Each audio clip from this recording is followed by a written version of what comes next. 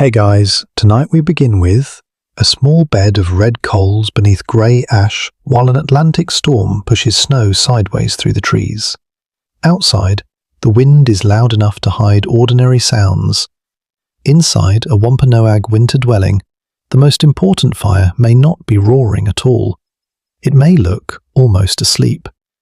Yet those covered coals hold cooking heat, dry kindling, morning light, and the quickest path back to warmth.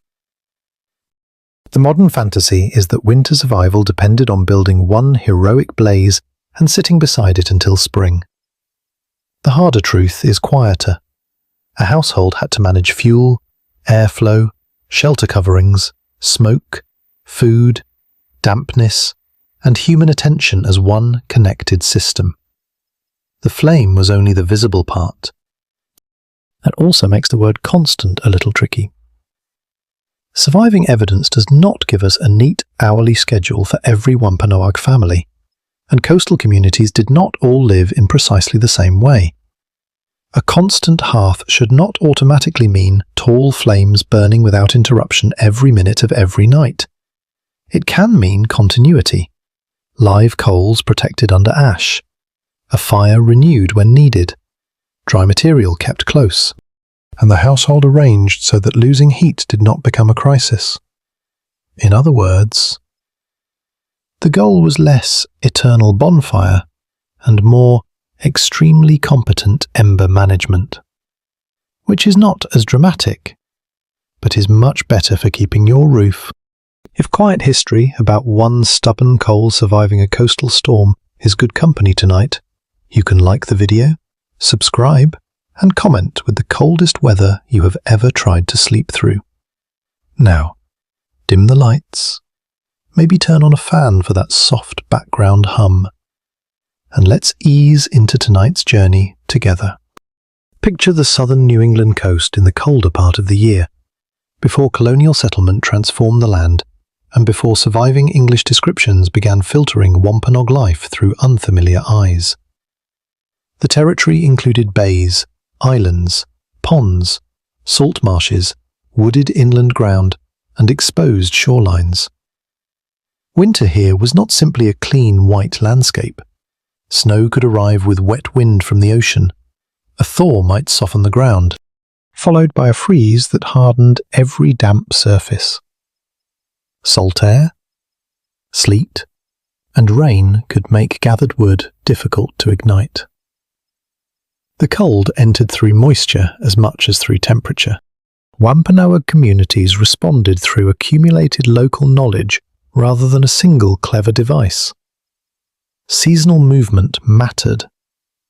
Southern New England native communities often shifted between places as resources and weather changed, and winter sites could be chosen in more sheltered, wooded locations rather than on the most exposed summer ground. Trees reduced the force of the wind. Nearby fuel reduced the distance people had to carry wood. Water, stored foods, hunting routes, and kin connections also mattered. A winter dwelling, therefore, began working before anyone lit the hearth. Its location was already part of the heating system. The house itself was another part. The Wampanoag word wetu refers to a home, commonly represented in historical reconstruction as a rounded framework of flexible saplings covered with bark or woven mats. Forms and sizes varied, and larger structures could hold more people. The curved frame gave the wind fewer flat walls to strike. Coverings could be arranged in layers, repaired, shifted, or tightened. An opening allowed smoke to escape, while an entrance covering helped reduce drafts. None of this created the sealed, evenly heated room a modern listener might imagine. It created a manageable interior where a modest fire, warm bedding, shared body heat, clothing, and careful placement could work together. That distinction matters because fire inside a small covered structure solves one problem by creating three others. It produces smoke. It consumes fuel. It can ignite the home that is protecting you. A large, uncontrolled blaze would waste wood, throw sparks, make the interior difficult to breathe in, and demand more ventilation, which would then invite more cold air. The useful fire was controlled. Heat could be concentrated near the central living space. Cooking could happen over flame or coals. Damp items could be brought near enough to dry, though never so carelessly that they scorched. Smoke rose toward the opening, not always politely, because smoke has never respected architectural plans. Now imagine the household before the storm becomes severe. Wood is not merely a pile of identical sticks. Some pieces burn quickly, others last. Fine, dry material helps wake a weak ember. Larger fuel supports a longer fire. Wood gathered from the ground may be damp, while standing deadwood can sometimes offer drier material inside. Bark, splinters, and smaller branches have different jobs. The exact species used would depend on the local woods, availability, season, and what could be collected without wasting effort. The important point is selection. A household did not wait for darkness and then discover that every piece of fuel was wet. Someone had carried that wood. Someone had broken or cut it to useful size with the available tools. Someone had placed part of it where the hearth's warmth could reduce surface moisture. Someone had noticed the wind strengthening or the sky changing and judged that more would be needed. Colonial accounts often paid greater attention to male leaders, diplomacy, warfare, or whatever seemed unusual to European observers. Domestic competence appears less clearly, even though survival depended upon it. The work around the fire involved family knowledge, repeated practice, and labour whose individual names are usually absent from the record. The hearth also tied warmth to food. A pot, roasting frame, heated stone, or food positioned near coals turned stored corn, beans, squash, nuts, fish, or meat into something the body could use. The available meal varied by household, season, harvest, hunting success, and the disruptions already affecting the community. Yet cooking and heating drew from the same limited fuel. A careless fire could consume tomorrow's wood tonight. A weak fire could delay food when people were already cold. The hearth was therefore a small household budget measured in branches, time, smoke, and attention. Night made every calculation more serious. Once the storm covered paths and bent branches under snow, gathering more fuel became slower and less comfortable. Wind near the entrance could disturb the interior air. Snow or rain reaching the smoke opening had to be managed without closing the house so tightly that smoke collected below. People rested near warmth, but not so close that bedding met sparks. Children and elders benefited from the protected interior, while adults remained responsible for the quiet adjustments that prevented discomfort from becoming danger. And there, beneath the active flames, is the object that will guide us deeper. The coal hidden under ash. Ash can slow the coal's loss of heat by limiting air around it. Too much air and the fuel disappears quickly. Too little living heat and morning begins with a cold hearth and a more difficult relighting. The skill lies between those failures. During a coastal winter storm, Wampanoag firekeeping was not a contest against snow alone. It was the art of controlling what entered the house, what escaped from it, and how long a small stored glow could remain alive while the weather spent its strength outside. The weather could spend its strength outside because the household had already spent its own strength preparing. A living coal was useful only if there was something ready to receive it. Near the hearth, small, dry pieces could wait beside thicker fuel. The driest material had the first job: catch quickly, brighten the coal, and create enough heat for larger pieces to begin burning. The heavier wood had the slower job: It kept the fire from becoming a brief flash followed by a cold room and several disappointed people looking at one another in the dark. This sequence sounds simple until moisture enters it. Coastal winter air could be wet even when snow was not falling. Rain, thawing snow, and damp ground worked their way into bark and branches. A piece of wood might appear sound while its outer surface held enough water to resist the flame. Put too much damp fuel onto a weak hearth, and the heat was spent driving off moisture. Smoke increased. The flame shrank. What looked like generosity toward the fire could smother it. A useful reminder that fires, like officials, do not always improve when given a larger workload. The household therefore needed fuel in stages. Some could be newly brought in. Some could be placed close enough to warm and dry without being placed close enough to ignite.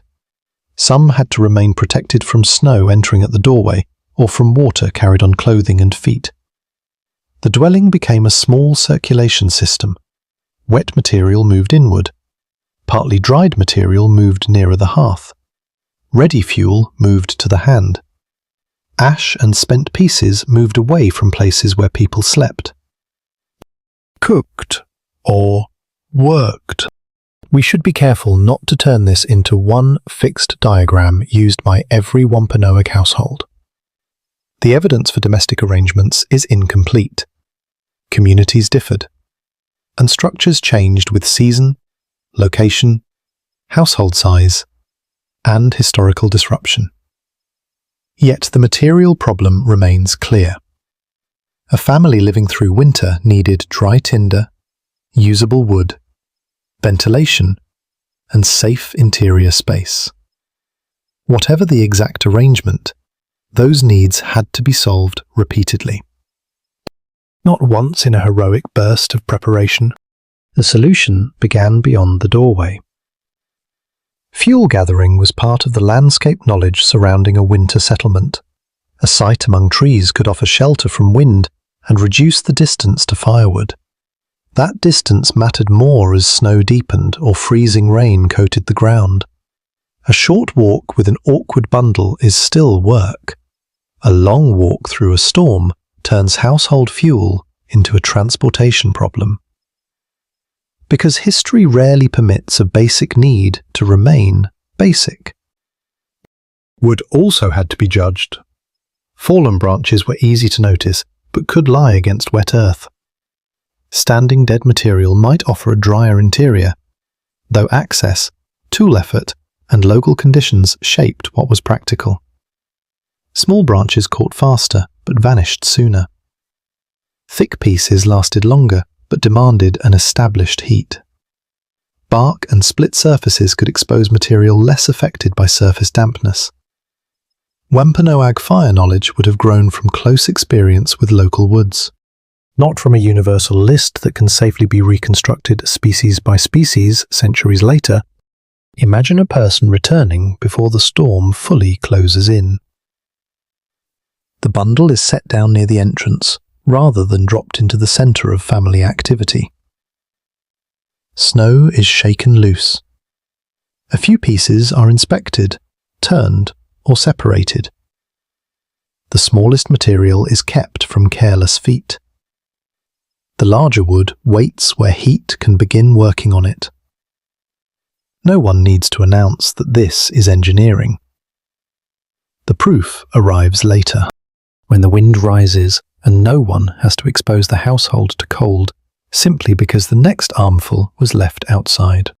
Planning also protected labour. Gathering every stick during the worst weather would cost warmth, time, and bodily energy. Clothing became wet.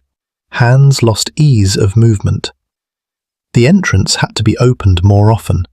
A person outside was no longer sharing the interior heat and might return carrying moisture into the dwelling. Storing useful fuel before a storm transferred work from the dangerous hour to the manageable one. The hearth survived partly because people had read the season before the hearth needed saving.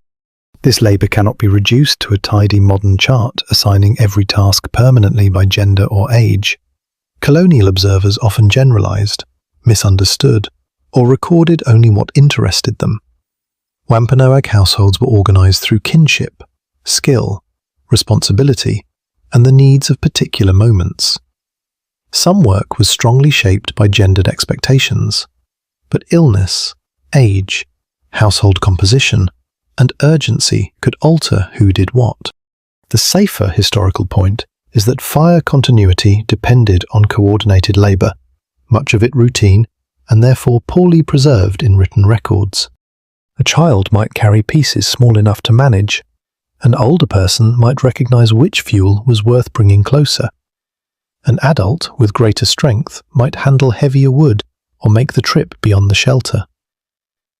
These are reasonable human possibilities, not a script for every family. What matters is the chain of dependency. The person tending the hearth depended on the person gathering fuel. The person preparing food depended on steady heat. The person resting through illness depended on both. Domestic survival was collective, even when one pair of hands happened to be nearest the coals. The fire then shaped the space around it. People needed access without crowding sparks. Cooking vessels or food supports occupied useful positions. Bedding and mats had to remain out of danger while benefiting from warmth. The smoke opening above and the doorway below influenced the movement of air. If wind pressed against one side of the structure, the draft could change. Smoke that had risen cleanly might curl lower, sting the eyes, or follow people toward the floor before finding its way out. That did not mean the shelter had failed. Any interior fire without a modern chimney required tolerance, adjustment, and experience. Open the dwelling too much, and cold air rushed in while heat escaped. Close it too tightly, and smoke became the new weather indoors. Coverings and openings could be managed in response to wind, precipitation, and the fire itself. The household was balancing two invisible currents, the warm air trying to rise and the winter air trying to replace it. A flame offered clues. A weak, smoky fire might need drier material or better airflow. A fire racing through small fuel needed something more substantial. Sparks climbing too freely warned against carelessness above. The people around the hearth did not need instruments to observe these changes. They had colour, sound, smoke direction, heat on the skin, and the pace at which wood disappeared. Knowledge was stored in attention, and attention became most valuable when everyone grew tired. The storm could continue long after the evening meal. The fire still had to be fed without wasting the best fuel. Coals still had to be protected for later use. Smoke still had to leave. One adjustment affected the others, so the constant hearth was never one uninterrupted action. It was a rhythm of small corrections, each almost forgettable. Which is precisely why outsiders could see a warm dwelling and miss the system that had made it warm. That system became easiest to see when the fire was asked to do several jobs at once. A household rarely had the luxury of assigning one flame to heating, another to cooking, and a third to drying everything that the storm had touched. The same hearth had to serve all of them. A person added fuel to prepare food, then watched the room grow warmer. Damp moccasins or coverings could be placed within reach of the heat, while sleeping spaces remained far enough away from sparks. Light came from the flame as well, although it was uneven, smoky, and much less generous than the steady glow of a modern lamp. The hearth therefore organised time. Cooking could not begin simply because someone felt hungry. The fire first needed the right condition. Bright flames were useful for some tasks, but a stable bed of coals offered a slower, more controllable heat. A pot placed over an unruly new blaze demanded attention. Food set too close to fierce flame could burn outside, while remaining unfinished within. The useful moment arrived after the fuel had settled and the heat had become predictable. Winter meals depended on recognizing that moment. Wampanoag foodways were rooted in a rich coastal and woodland environment, and in the work of planting, gathering, fishing, hunting, preserving, and storing. Corn, beans, and varieties of squash were important cultivated foods. Nuts, berries, roots, fish, shellfish, birds, and game could also contribute, with availability changing by season and location. A winter household did not draw equally from every food at every meal. It relied heavily on what had been dried, stored, preserved, or otherwise carried forward from more productive months. That seasonal preparation placed summer and autumn labour beside the winter fire. Corn dried earlier could be processed and cooked. Beans required time and water. Pieces of squash could be dried for storage. Fish or meat might also have been preserved, depending on the household's resources and the success of earlier work. The hearth did not create this food supply. It completed a chain that had begun in fields, wetlands, woods, rivers, and coastal waters months before the blizzard arrived. A pot near the fire made that chain visible. Archaeology and early accounts support the use of pottery among indigenous communities of southern New England, although vessels, methods, and household practices varied. A ceramic pot allowed ingredients and water to remain over steady heat. Other foods could be roasted or warmed near coals. The cook had to manage the distance from the flame, the amount of fuel, and the pace of the meal. There was no numbered control to turn from low to medium. There was only observation, adjustment, and the occasional discovery that the fire had developed its own opinion. Long cooking presented a winter calculation. Beans, or coarser foods, could demand sustained heat. Every additional hour used wood that would also be needed after the meal. Cutting or pounding ingredients into smaller pieces could shorten cooking. Soaking could change the time required. Choosing a dish was therefore partly a decision about fuel, water, labour, and the condition of the fire. A meal that seemed simple on the tongue could represent careful household arithmetic. Water added another layer. It had to be available, carried, and protected from contamination. Snow could be melted, but snow is mostly air and yields less water than its volume suggests. Melting it also consumes heat. Where accessible water could be obtained safely, it might be more efficient than feeding repeated armfuls of snow into a vessel. During severe weather, however, distance and exposure altered every choice. The nearest option was not always the cheapest once bodily effort entered the calculation. As food warmed, steam joined the smoke rising toward the roof opening. Moisture from cooking, wet clothing, breath, and melting snow could collect inside. The rounded dwelling helped warm air rise, but ventilation still had to be watched. A household could not simply seal every gap against the blizzard. Fire needed oxygen, and people needed cleaner air than a closed structure with a smoking hearth would provide. Warmth had to be retained without trapping every product of warmth inside.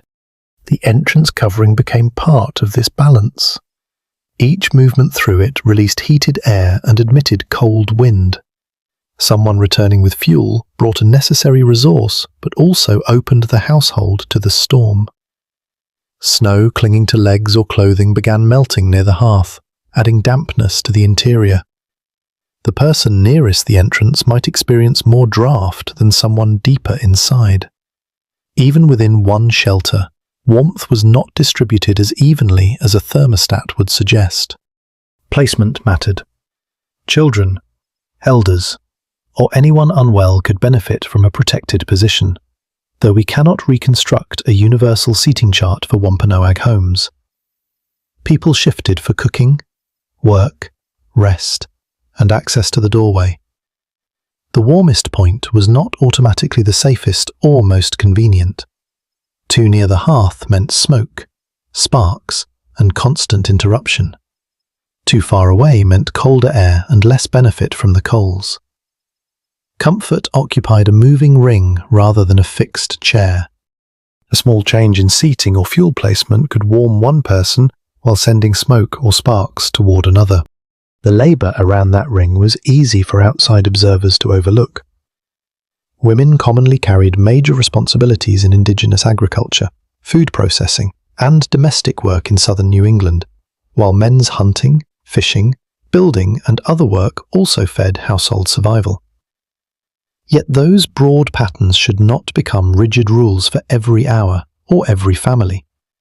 Age, skill, health, kinship, and immediate need shaped actual tasks.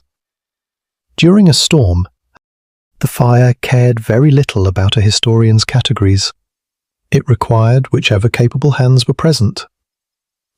One person stirred or turned food, another shifted a piece of wood, someone moved a damp object that had begun to smell hot. A sleeping child needed space. An older relative noticed smoke sinking lower than before. None of these actions alone appears grand enough to become the centre of a colonial report. Together, they kept the dwelling livable. The hearth's constancy came from a household noticing small changes before they became large problems. A meal finally reduced the fire's demands for a little while. But it did not end them. The pot was moved, embers were drawn together. Useful coals were preserved rather than scattered. The remaining fuel was judged against the length of the night and the sound of the wind. Above, smoke continued feeling for its route through the roof opening. When the storm shifted direction, that route could change, and the warm centre of the home could suddenly become a lesson in moving air. That lesson announced itself first in the smoke. A fire that had burned cleanly for an hour might begin sending a grey layer sideways when the wind turned against the roof opening. Eyes watered. A person lowered the head or shifted position. Someone adjusted an entrance covering, moved a piece of fuel, or changed the opening above. The response was not a single trick. It was a series of small experiments, guided by what the air was doing now, because the storm outside did not feel obliged to preserve the arrangement that had worked before supper. A rounded wetu could resist wind better than a tall, flat wall, but it did not make the wind disappear. Air pressed around the curved covering, accelerated over parts of the roof, and searched for gaps. The doorway admitted a low current.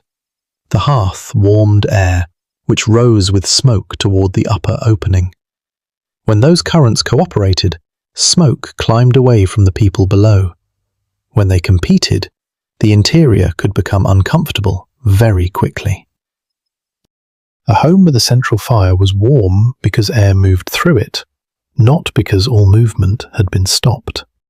The roof opening therefore had to be large enough to release smoke, but controlled enough to limit rain, snow, and heat loss. Surviving descriptions and modern cultural reconstructions show smoke leaving through an opening near the top of the dwelling, but they do not preserve a universal instruction manual for every Wampanoag house. Coverings differed, weather differed. A small family shelter and a larger gathering structure presented different problems. The people using the dwelling had to read their own fire, their own roof, and the wind passing over that particular place. Suppose snow began falling more steeply through the upper opening. Closing it completely might keep out the snow, but it would also trap smoke and reduce the draft feeding the fire. Leaving it unchanged might wet the hearth or the materials around it.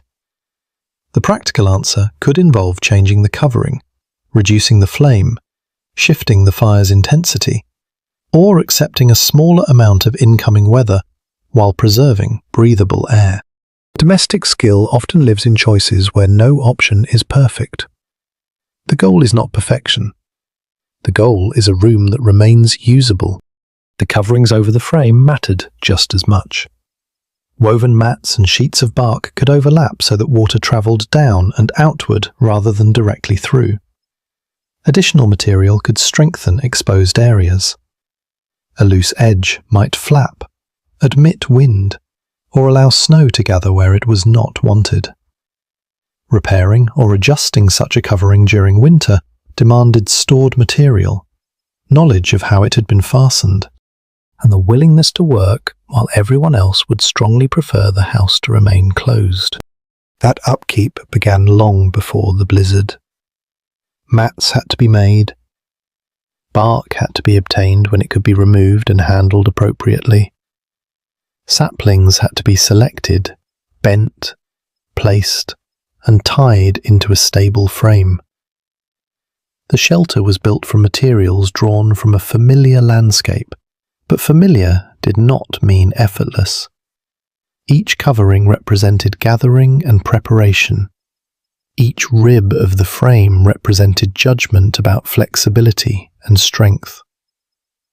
By the time a fire warmed the interior, months of knowledge were already standing around it. This is where the hearth stops looking like an isolated survival tool. Its success depended upon the building, and the building depended upon seasonal labor. A poorly maintained covering increased drafts and demanded more fuel. More fuel meant more gathering, more trips through snow, and more heat lost through the opened entrance. Dampness made ignition harder. A smoky fire encouraged a wider opening, which could release more warmth.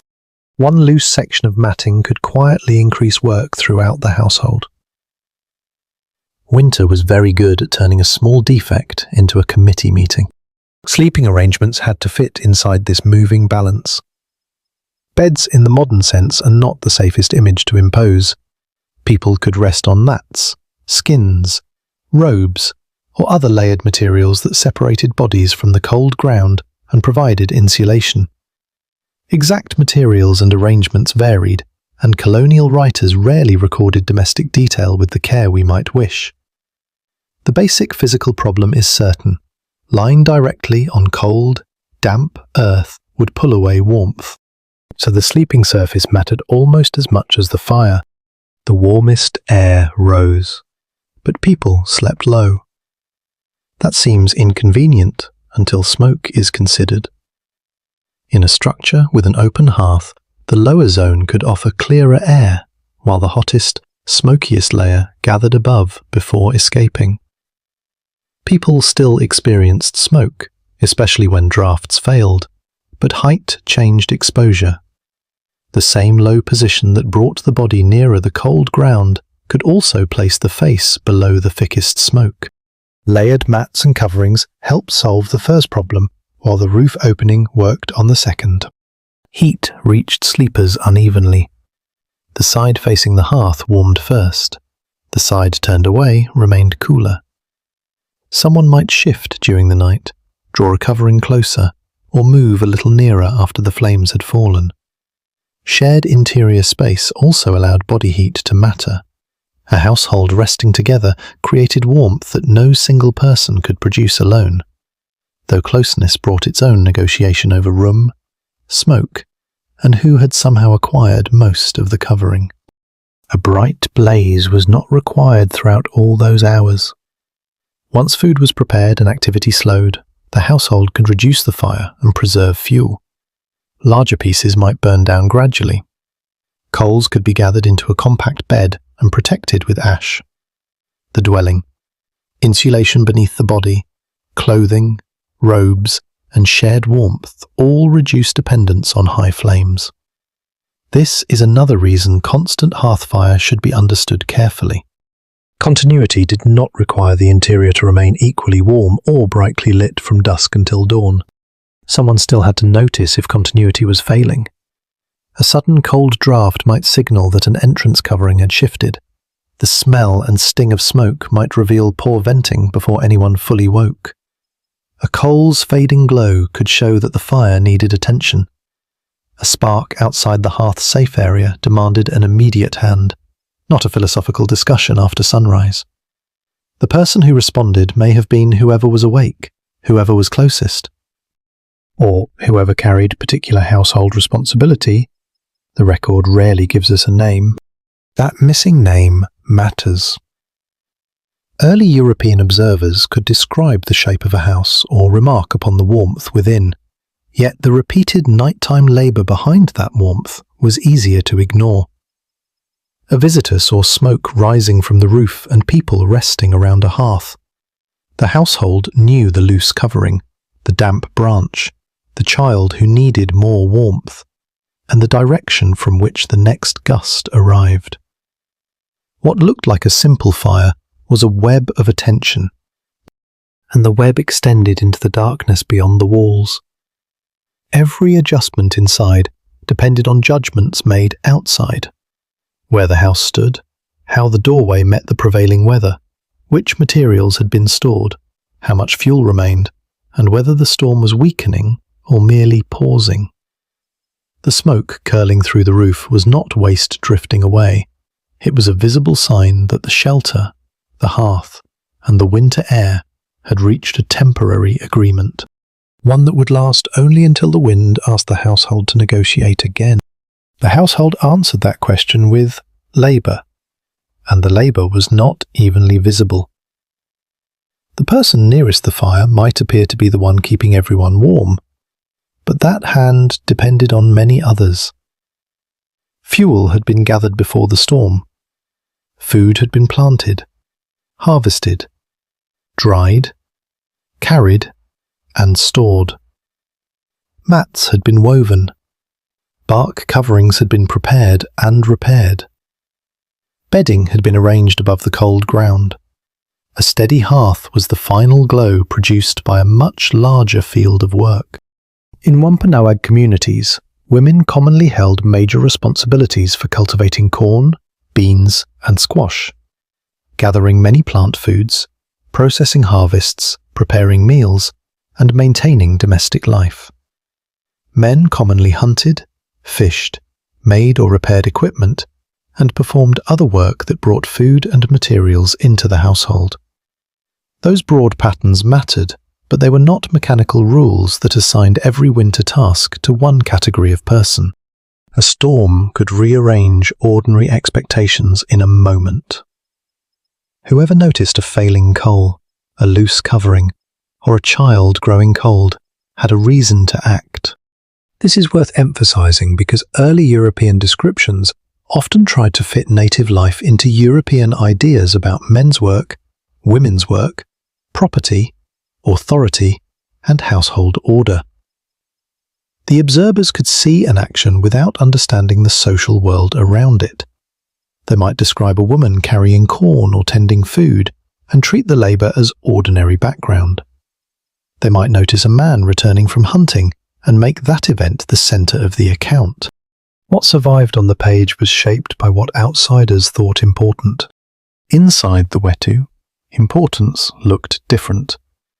The stored corn mattered when the path outside vanished under snow.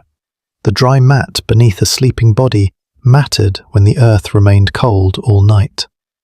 The small pile of ready kindling mattered when a larger log burned down too early.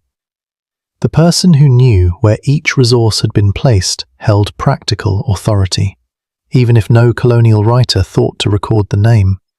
Household knowledge was carried in memory, habit, and relationships rather than displayed as a formal title.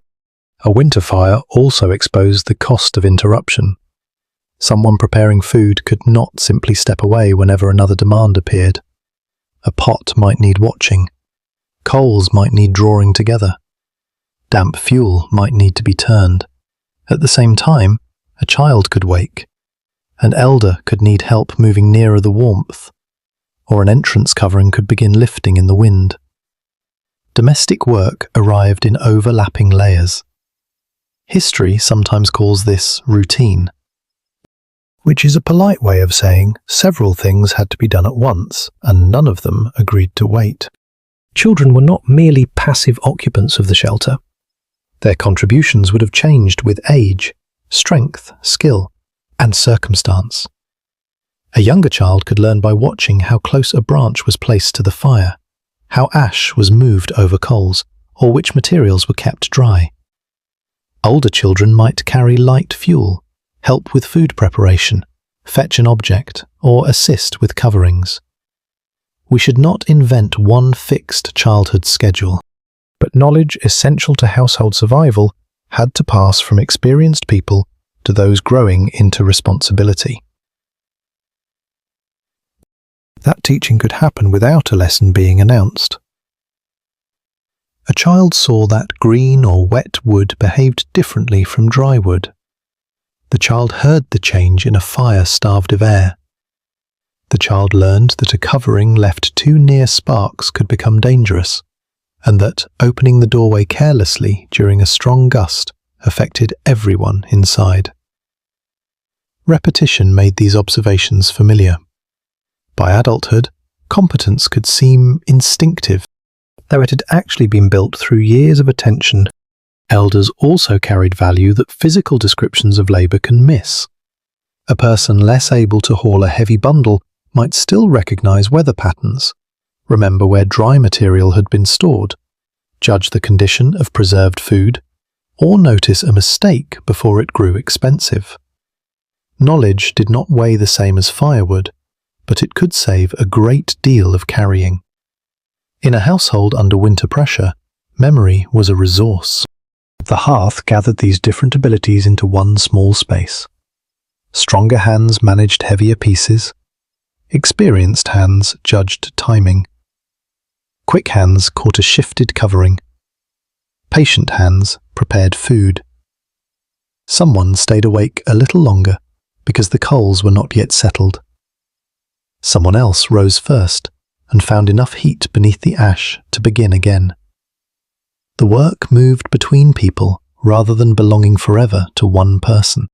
Kinship made that movement possible. A Wampanoag household was not best understood as a modern isolated couple and their children sealed away from everyone else. Family ties could extend across generations and connect homes within a community. The exact residence of any dwelling varied, but relations of care, obligation, and shared production reached beyond a narrow household boundary. Food, labour, shelter, and information could circulate through those connections. A family facing illness or shortage did not exist outside the social world around it. During a severe storm, however, distance compressed. The people already inside had to manage the immediate problem. The entrance could not be opened for every minor need. Fuel use became conservative. Tasks were arranged around the hearth's condition. The person cooking might wait for better coals. A repair might be delayed until a lull in the wind. Sleeping positions could shift as the colder side of the dwelling announced itself. Each choice transferred comfort or effort from one person to another. This transfer is the hidden social meaning of warmth. When one person rested near the fire, someone had gathered the wood. When a child ate a warm meal, someone had protected the harvest and spent fuel cooking it. When the roof covering held against wet snow, someone had prepared and fastened the material before the weather became urgent. Comfort did not appear because the household possessed a fire. It appeared because labour had been organised around the fire. That organisation did not eliminate hardship. Smoke still irritated. Wet feet still needed drying. Fuel still diminished. Tempers may have been tested, though the surviving evidence cannot tell us the private mood of a particular family on a particular night.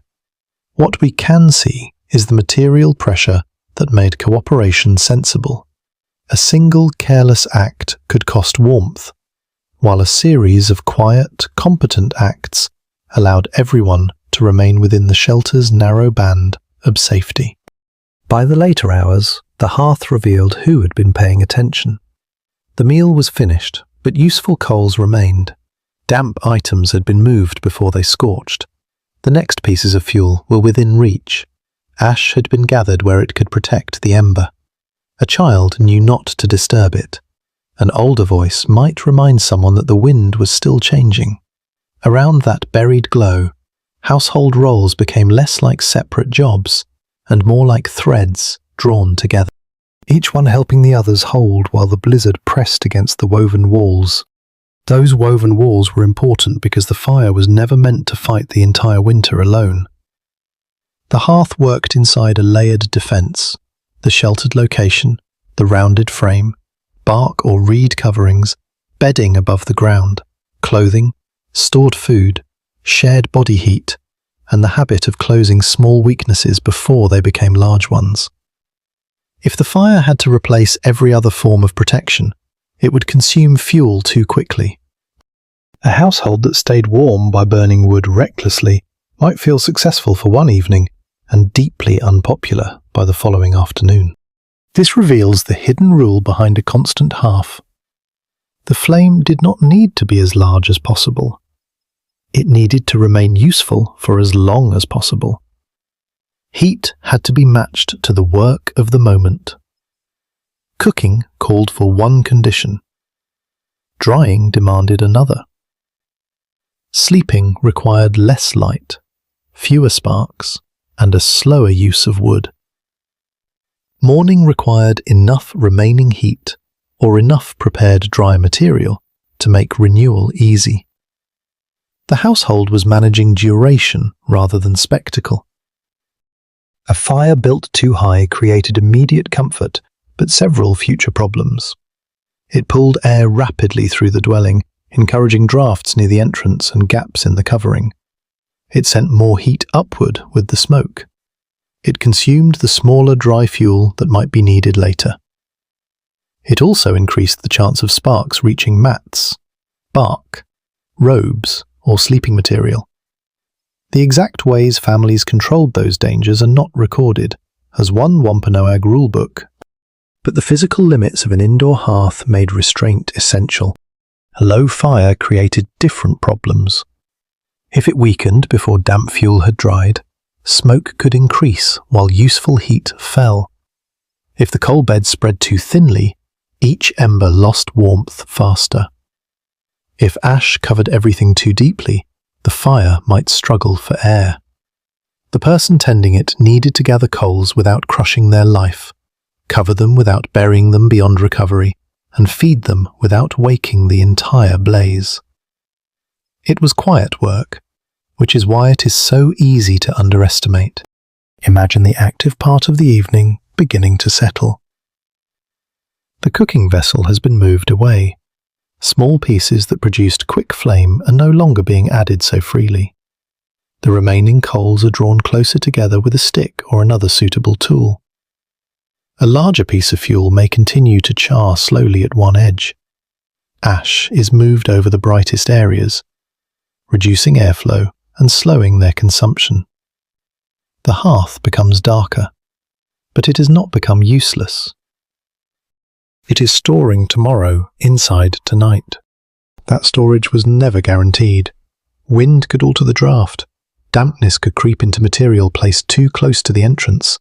A sleeper might accidentally disturb a piece of fuel or bedding.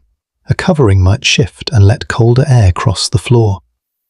The firekeeper, whether one person or several people responding at different times, had to notice the difference between a hearth that was safely resting and one that was quietly dying.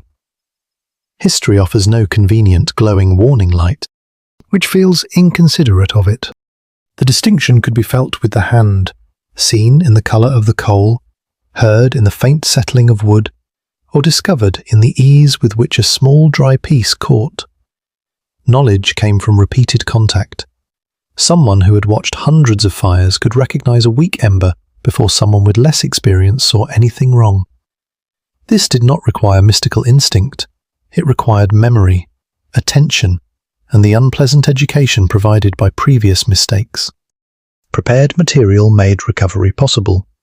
Fine, dry tinder, thin splinters, shredded bark where appropriate, or other easily ignited matter could receive the coal's heat. Slightly larger pieces followed. Only after a flame strengthened did heavier fuel become useful. Adding the largest damp branch first would be like placing a full cooking pot on a candle and blaming the candle for its attitude. Sequence mattered because each stage created the conditions for the next. The hearth's ash was part of that sequence rather than mere waste. Ash could insulate live coals and help them persist, although too much could also restrict air. It marked previous fires, previous meals, and previous nights. It needed to be managed so that the hearth retained a safe shape and did not spread into living space. Some ash might eventually be removed, but clearing everything completely would throw away material useful for banking coals. Cleanliness around a hearth meant control, not a spotless, empty circle. This is one place where modern expectations can distort the scene. A visitor accustomed to sealed stoves, chimneys, and manufactured fuel might see smoke-darkened surfaces, ash, and stacked wood as signs of disorder.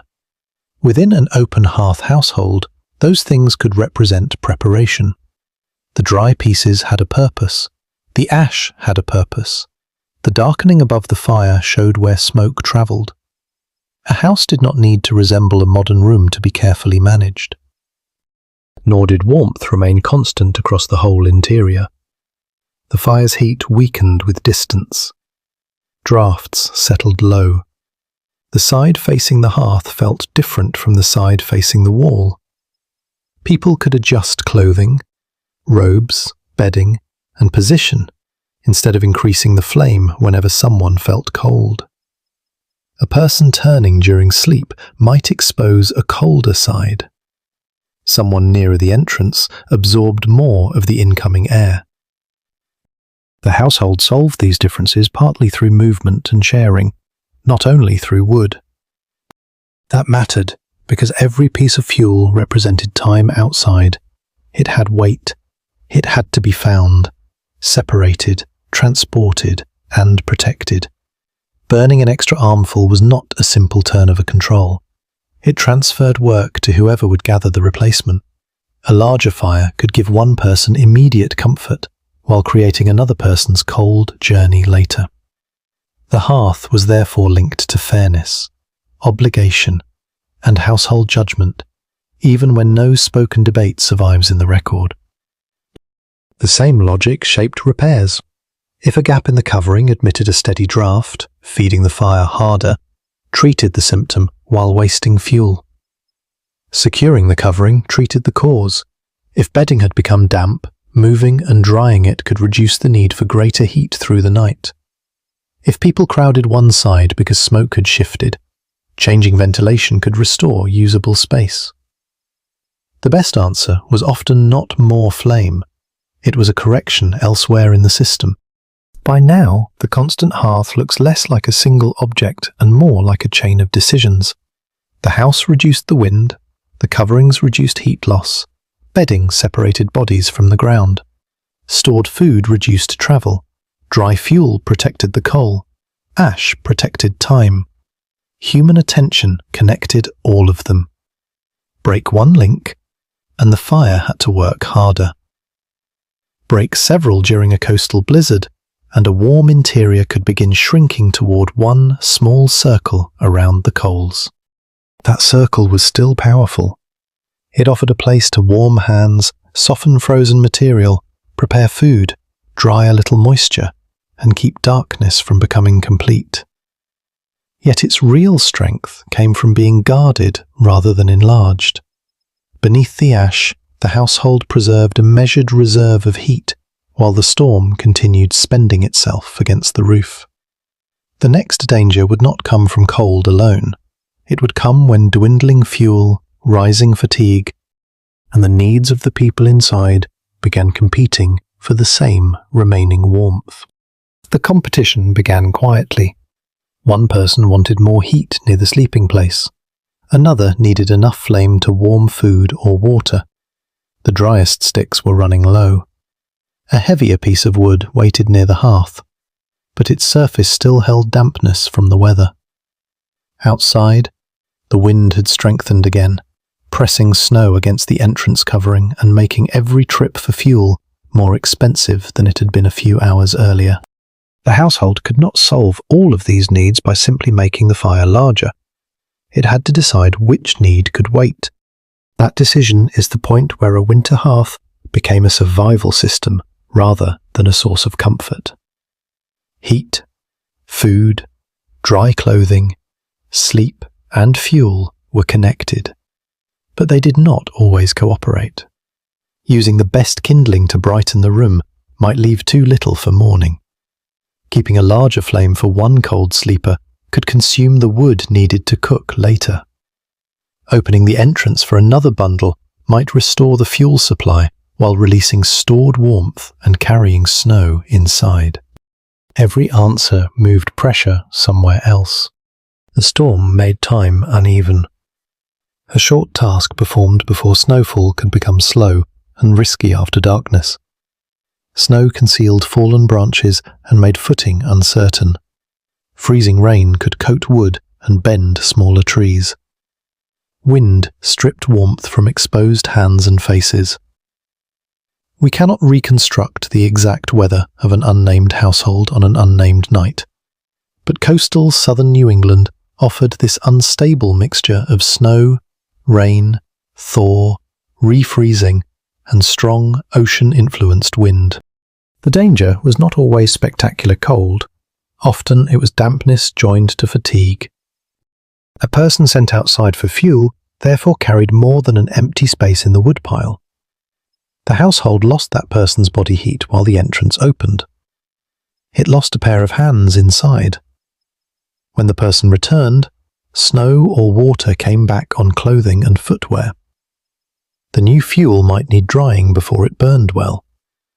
A successful trip could still make the interior temporarily colder and wetter, which is the sort of reward winter offers when it feels organized. Preparation reduced those costs, but no store was limitless. A long storm could outlast the amount of dry wood placed within easy reach. Fuel also occupied space. Stack too much near the hearth, and sparks became dangerous. Place it too close to the wall, and dampness or crowding created other problems. Keep everything outside, and every armful required opening the dwelling. The useful reserve had to be large enough to matter and small enough to manage safely. As the reserve shrank, the household could change how it used heat. Cooking might be timed to coincide with the strongest fire, rather than demanding a separate blaze. Damp objects could be dried in sequence instead of all at once. People could draw closer together, add coverings, and protect the most vulnerable positions from drafts. The fire could be allowed to fall lower after essential work was done. These adjustments did not make the storm pleasant. They stretched the value of every remaining coal. Food itself helped the body meet cold, but preparing it required another claim on fuel. A warm soup or cooked grain offered more than comfort. It supplied energy and moisture while reducing the burden of eating something difficult to process. Yet a household facing low fuel might choose a preparation that demanded less time. Ingredients could be cut smaller, portions warmed rather than cooked from the beginning, or a vessel placed over coals already needed for heating. The precise choices varied, but the governing pressure was constant. Do not spend tomorrow's warmth unnecessarily tonight. Fatigue made that pressure harder to manage. The person who had watched the fire during cooking was already tired. The person who had brought fuel inside had spent energy in the cold. Children needed sleep. Elders or sick relatives might need greater warmth without being able to contribute the same physical labor. A strong household system did not remove these unequal needs. It made room for them by sharing attention and changing tasks as people tired. That sharing may have been informal. One person remained awake while others settled. Later, someone stirred and checked the hearth after feeling the air cool. A sleeper nearest the entrance noticed the covering shift. Another person heard the change in the wind. It would be unsafe to claim a universal Wampanoag night watch or a fixed schedule, because the records do not provide one. The physical evidence points instead toward flexible response. A hearth surrounded by several people had several chances to be noticed before it failed. Failure itself usually began small. A flame disappeared sooner than expected. A coal bed lost its concentrated glow. Damp wood hissed but did not catch. Smoke increased because the fire no longer produced enough heat to maintain a useful upward draft. The interior cooled gradually, making the decline easy to ignore at first. By the time everyone felt cold, the easiest moment for correction might already have passed. An experienced hand could interrupt that decline. The damp piece was pulled away. Coals were gathered closer. Ash was shifted from one area while left over another. A dry splinter touched the warmest point. Breath, or carefully directed air, could encourage ignition, though too much disturbance scattered heat and ash. The action remained modest. There was no dramatic shower of sparks, only a faint red line becoming brighter, and a small flame taking hold where preparation had given it something useful to eat. The relief produced by that flame reached beyond temperature. It meant the stored system was still working. Dry material remained. Someone had recognized the problem. The house did not need to be opened. Food could still be warmed. Morning had not yet become a cold start problem. One repaired ember restored choices. And choices were the household's real reserve. But repeated repair had limits. If coverings became soaked, if illness reduced the number of capable workers, if stored food or fuel ran short, or if the storm continued unusually long, skill could not erase every shortage. Indigenous knowledge should not be romanticized into immunity from winter. Wampanoag families were highly adapted to their homeland, yet they remained human bodies living within material limits. Expertise reduced danger. It did not make cold, hunger, exhaustion, or accident imaginary. Community ties mattered at those limits. Winter households existed within settlements and kin networks, not as lonely survival experiments placed in empty wilderness.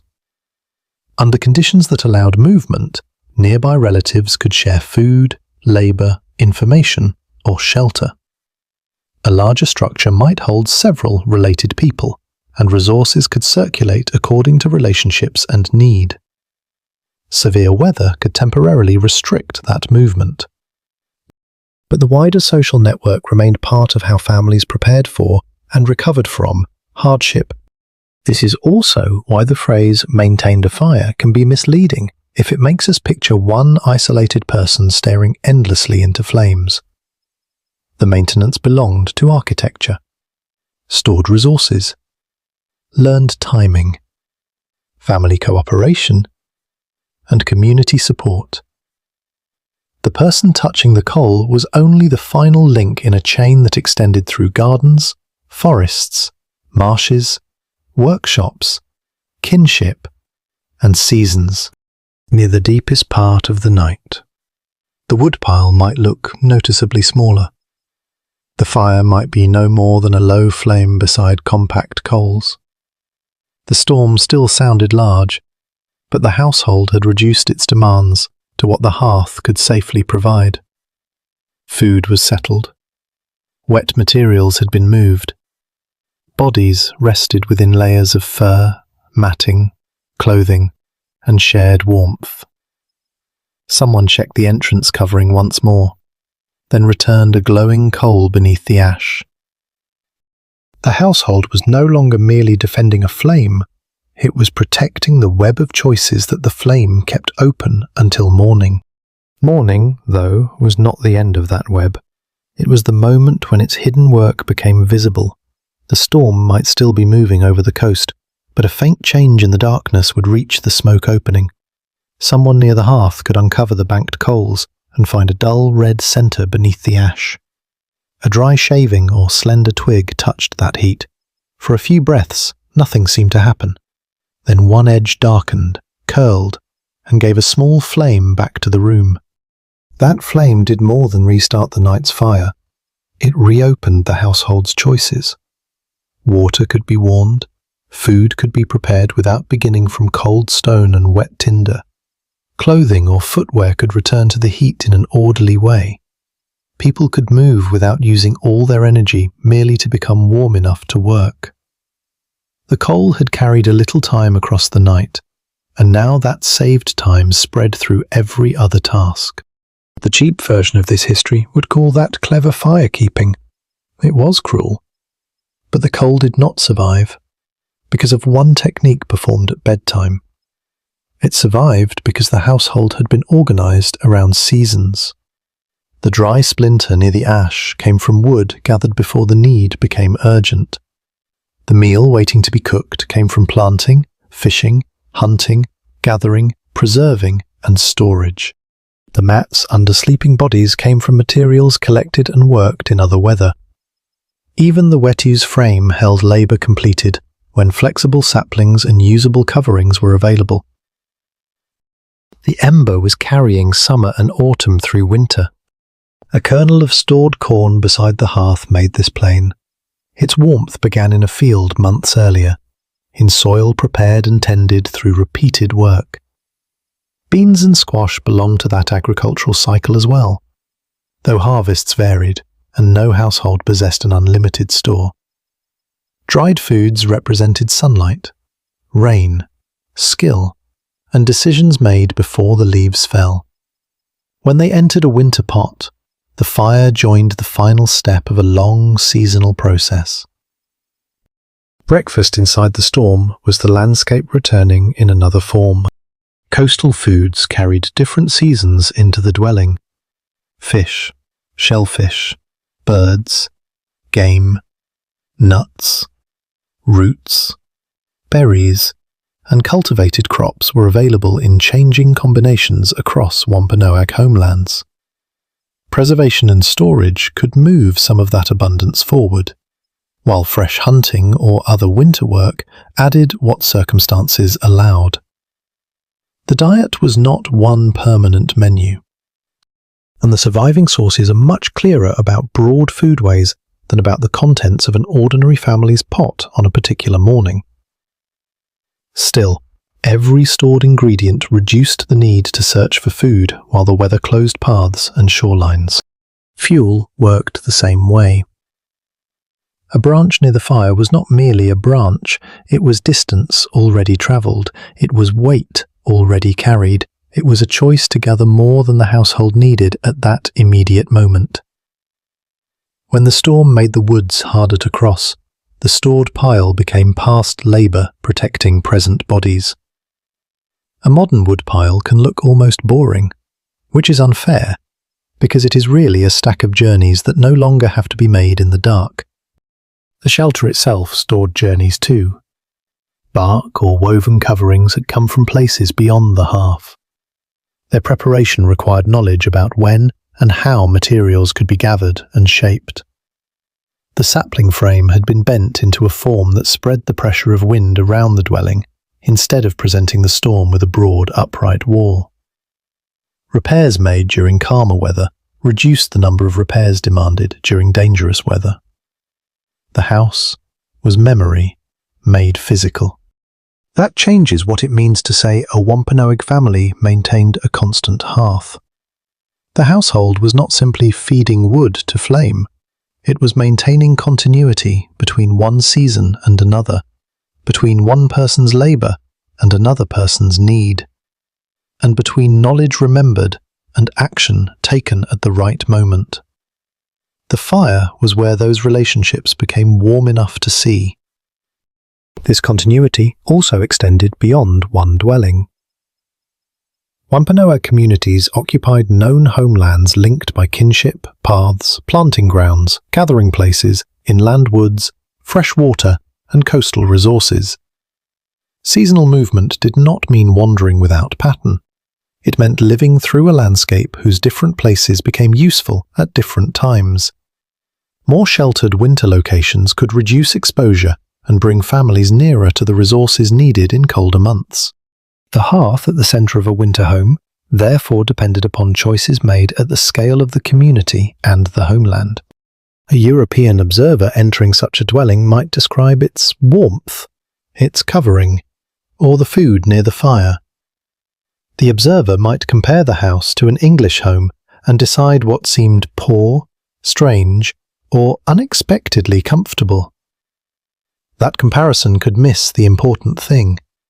A wetu was not attempting to become a timber house with a chimney, separate rooms, and a permanent stone foundation. It belonged to a different material system, one shaped by mobility, local resources, seasonal use, repairable coverings, and an open hearth. Judging it by the wrong building makes its intelligence harder to recognize. The written record creates another cold draft. Much of what survives from the 17th century came through colonial observers whose interests were trade, religion, settlement, diplomacy, or conflict. They did not preserve a full account of the women preparing stored foods, the children learning how dry fuel behaved, the elders reading weather, or the tired person uncovering coals before dawn. Archaeology can recover hearths, pottery fragments, food remains, post patterns, and altered landscapes. But objects do not give us every spoken lesson or household decision. The silence is especially important here because routine competence rarely announces itself. A fire successfully preserved leaves no dramatic disaster for a chronicler. A roof covering that holds through the storm creates no argument in a colonial report. A child kept warm, a meal prepared from stores, and a morning begun without crisis can disappear from history precisely because the system worked. Failure attracts description. Maintenance often vanishes into ash. Yet the ash remains evidence of repeated use. A hearth is a place where material was burned, meals were prepared, tools or foods could be worked, light gathered, people and domestic life left traces. Its importance came through repetition. One fire might answer one cold evening. A maintained hearth supported the return of daily life through many evenings, meals, repairs, teachings, and weather changes. Constancy was less a property of the flame than a property of the relationship surrounding it. By the time the new flame had taken hold, the household could begin moving again. A covering was folded back just enough to admit the morning without inviting the full wind. The first useful pieces of fuel settled into the heat. A vessel could return above the coals. Outside, the storm had rearranged the paths and hidden familiar ground. But inside, stored seasons were becoming motion, corn toward the pot, damp material toward the warmth, hands toward their tasks. The small fire had crossed the night because an entire way of life had crossed it with them. That morning movement began with food, because warmth without nourishment could only carry a body so far. The fire might be alive, the shelter might be holding, and the entrance covering might still be secure. Yet the people inside needed energy to keep repairing, gathering, cooking, and waiting. A winter hearth did not merely warm the hands that tended it. It turned stored food into strength at the exact moment when the weather made replacing that food most difficult. A vessel set over the coals gathered several kinds of preparation into one place. Water had been carried or collected. Corn had been dried, shelled, pounded, or otherwise made ready for storage and cooking. Beans, where available, had been protected from moisture and pests. Squash could be dried in pieces or kept in forms suited to winter use. Nuts required gathering, cracking, and processing. Fish or meat that had been dried or smoked carried the work of earlier catches and hunts into the storm. None of these foods arrived at the hearth by accident. The fire decided how quickly they could become a meal. A strong boil used more fuel and demanded closer attention. A slower simmer asked for patience, but could make hard ingredients easier to eat. Corn prepared in one form behaved differently from corn prepared in another. Beans required time. Dried squash absorbed water and softened. A household that understood its stores could choose combinations suited to the condition of the hearth, rather than expecting the hearth to perform the same task every day. That choice mattered when fuel was low. A meal that required hours of steady heat might be sensible during calm weather with a large supply of dry wood. During a long blizzard, the same meal could consume the reserve needed after dark. Smaller pieces cooked faster. soaked foods could demand less time over the coals. A pot already warmed for one purpose might be used for another. The practical kitchen and the heating system were sharing one budget, and the budget was made of branches. The pot also preserved more than heat. A mixed soup or thickened dish could distribute limited ingredients across several people. Water increased volume, while corn or beans gave the liquid substance. Pieces of meat, fish, squash, or gathered plants could add flavour and nourishment without requiring each person to receive a separate portion. We should not imagine one fixed Wampanoag winter recipe repeated everywhere, but the logic of cooking ingredients together over coals made careful use of both food and fuel. Portioning would have been shaped by household size, age, health, available stores, and expectations of what the weather might do next. The surviving record does not provide a universal rule for who ate first or exactly how food was divided inside every home. It does show a world in which stored food, shared labour, and kin obligation mattered. A child, an older person, or someone weakened by illness did not experience scarcity in the same way as a healthy adult able to travel or work outside. Need could change the meaning of an equal share. The fire made these differences visible. A person able to wait might remain under a covering, while another received warm liquid sooner. Someone who had returned wet from checking the shelter could need heat and food before settling into another task.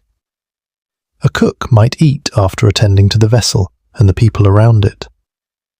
These seem plausible pressures rather than documented private routines.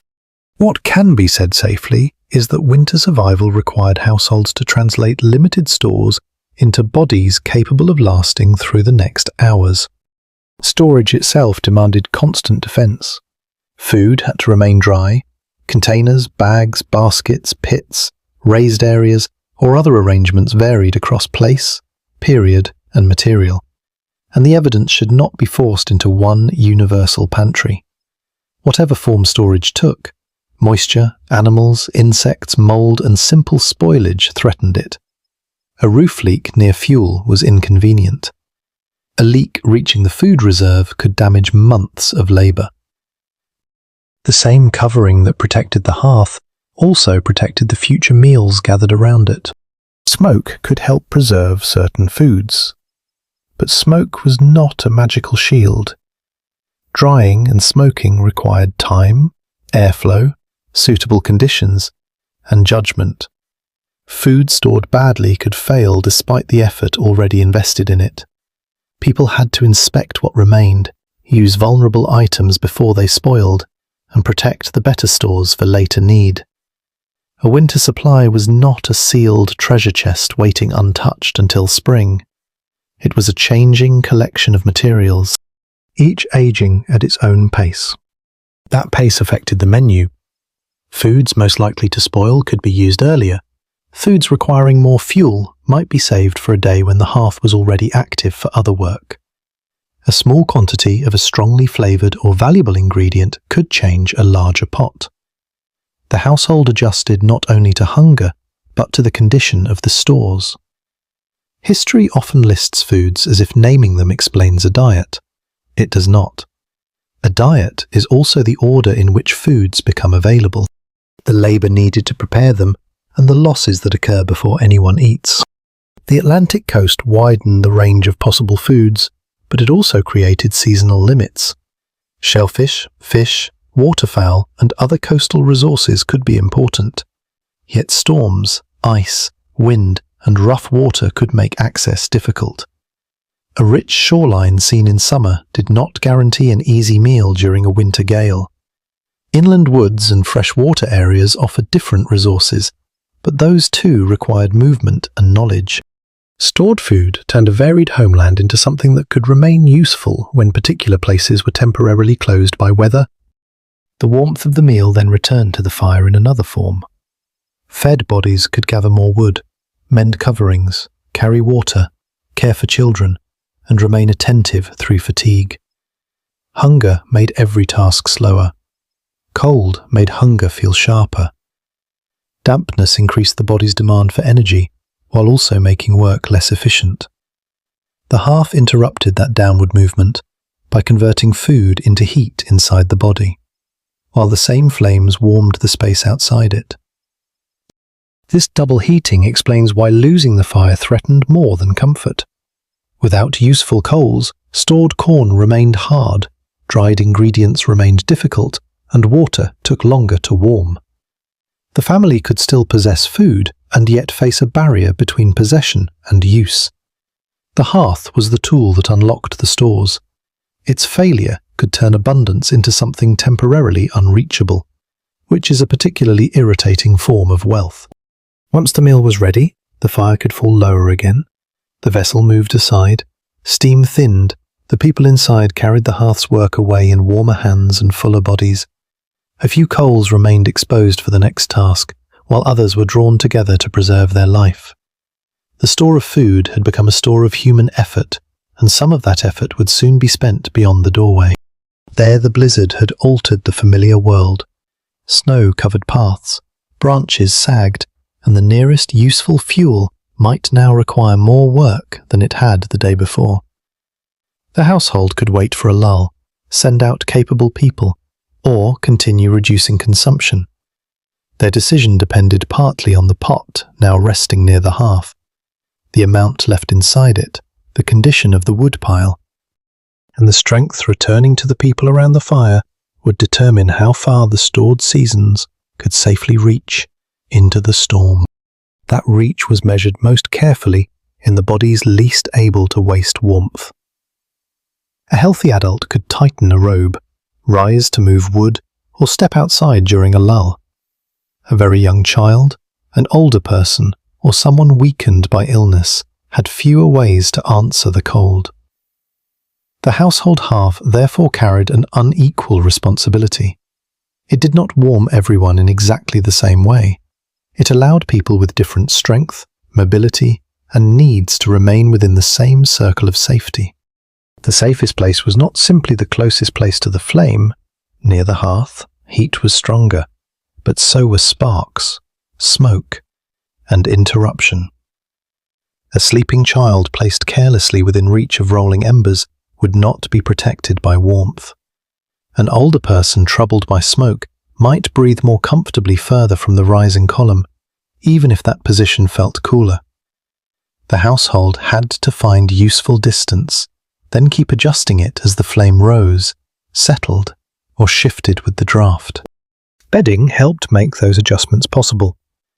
Fur-lined benches and designated sleeping areas are part of the reconstructed 17th century Wampanoag wetu presented at historic Patuxet. But surviving evidence does not give one fixed arrangement for every home. Mats, skins, robes, and other layered materials could separate a resting body from the cold below and hold air close to the skin. That trapped air mattered. The ground could take warmth steadily, while a layered sleeping place slowed the loss without demanding another armful of wood for a child. Warmth also came through proximity to other people. Shared sleeping space allowed bodies to reduce the amount of exposed surface and contribute heat to the same small area. We should not turn this into a sentimental picture in which everyone slept peacefully in one perfect bundle. People shifted, coughed, needed room, and occasionally discovered that another person had claimed a suspicious amount of the covering. Still, closeness was a practical resource, especially when the fire had been banked low. Young children depended on adults for more than placement. Damp clothing or bedding had to be noticed before cold settled into it. Food needed to be prepared in a form and quantity they could manage. A child who grew restless near the hearth had to be guided away from sparks without opening the dwelling to unnecessary movement. These tasks consumed attention, and attention was already divided among smoke, fuel, food, coverings, and weather. The lesson of fire safety began early because the hearth stood inside daily life. A child could watch an adult uncover coals, place a dry piece at the glowing edge, and wait rather than pile on wood. The child learned that ash could hide heat long after visible flame disappeared. Small hands had to understand that a grey surface was not automatically cold. This knowledge was protective before it became useful labour. The hearth taught patience by making impatience hot. Older children could gradually take on tasks suited to their ability. They might bring a light piece of fuel from the stored pile, move a safe object, help prepare food, or alert an adult when a covering shifted. The exact age and division of work cannot be recovered as a universal schedule, and childhood differed across households and circumstances. Yet, cultural knowledge survives only when people learn it. The repeated actions around the fire offered a daily classroom without a separate lesson beginning or ending. Elders occupied another position within that exchange. Physical strength could lessen with age, but experience could become more valuable as conditions grew complicated. Someone who had lived through many winters might notice the sound of sleet changing on the covering, the smell of wood beginning to smoulder badly, or the particular draft that meant wind had turned. The person might remember where better fuel had been stored, or how long a certain food would need over low coals. Advice could save labour before labour was wasted. This does not mean every older Wampanoag person held the same authority or lived in the same household arrangement. Age, kinship, health, personal knowledge, and community standing all mattered. The colonial record is too uneven to support a tidy portrait. It is safer to recognise a general truth. Survival systems depend on memory, and people who have observed the same landscape across many seasons can carry knowledge that younger strength cannot replace. Illness made the hearth's balance more difficult. Fever could make a person feel cold even in a warm room. Coughing or breathing trouble could make smoke especially burdensome. Weakness reduced the ability to gather fuel, prepare food, or move away from a draft. The household then faced a double cost. One person needed more care while contributing less work, and others had to absorb the difference. Kinship turned that imbalance from an individual problem into shared responsibility. Warm liquid or softened food could help someone who lacked the strength or appetite for a heavier meal, though we cannot know the exact treatment chosen in an undocumented household. Wampanoag people possessed extensive knowledge of local plants and healing practices, but it would be careless to assign a particular remedy to every winter illness without evidence. The safe point is simpler. Heat, water, food, rest, and attentive care all became harder to provide when fuel was scarce. So preserving the hearth protected the household's ability to respond. Smoke remained the uncomfortable contradiction. The same fire that warmed an ill person could irritate the eyes and lungs. Better airflow reduced smoke, but admitted more cold. Moving the person might help breathing while losing heat. Lowering the fire saved fuel and smoke, but it also reduced warmth. There was no setting marked ideal. People watched the body, watched the flame, and changed one part of the arrangement at a time. The burden of care also changed the timing of outside work. A capable adult might delay gathering fuel because someone inside could not safely be left with only children or exhausted relatives. Another household member might take the trip instead. Nearby kin could matter when weather permitted contact. A community did not erase vulnerability, but it created more possible hands, more remembered solutions, and more places from which help might come. Severe winter weather could still overwhelm those possibilities. It would be false to describe Wampanoag knowledge as perfect protection. Children became ill, elders suffered, accidents happened, stores failed, and storms lasted longer than expected. Adaptation meant reducing risks through experience and cooperation, not becoming untouched by human limits. The dignity of the system lies partly in that realism. People maintained life with the materials and relationships available to them, while knowing that no household controlled the sky. By late morning, the small fire had become a map of those relationships. A child received food warmed over coals gathered by someone else. An older person offered a warning about the wind. A tired adult moved fuel closer without waking a resting relative. The healthiest bodies carried more of the immediate work, while the people nearest the edge of cold received more of the protected heat. Beneath them, layered beddings slowed the earth's pull. Above them, smoke found its narrow path outward. The storm was still making the world smaller, but the hearth was preventing the household from shrinking into separate struggles. It gathered different bodies, different abilities, and different generations around one managed reserve. The coal beneath the ash no longer represented only yesterday's labour or tomorrow's flame. It represented the household's decision that warmth would be distributed according to need, even when the people providing it were tired and the winter outside had begun testing how long that decision could hold. It could hold longer because the household was not the only scale at which warmth was organised.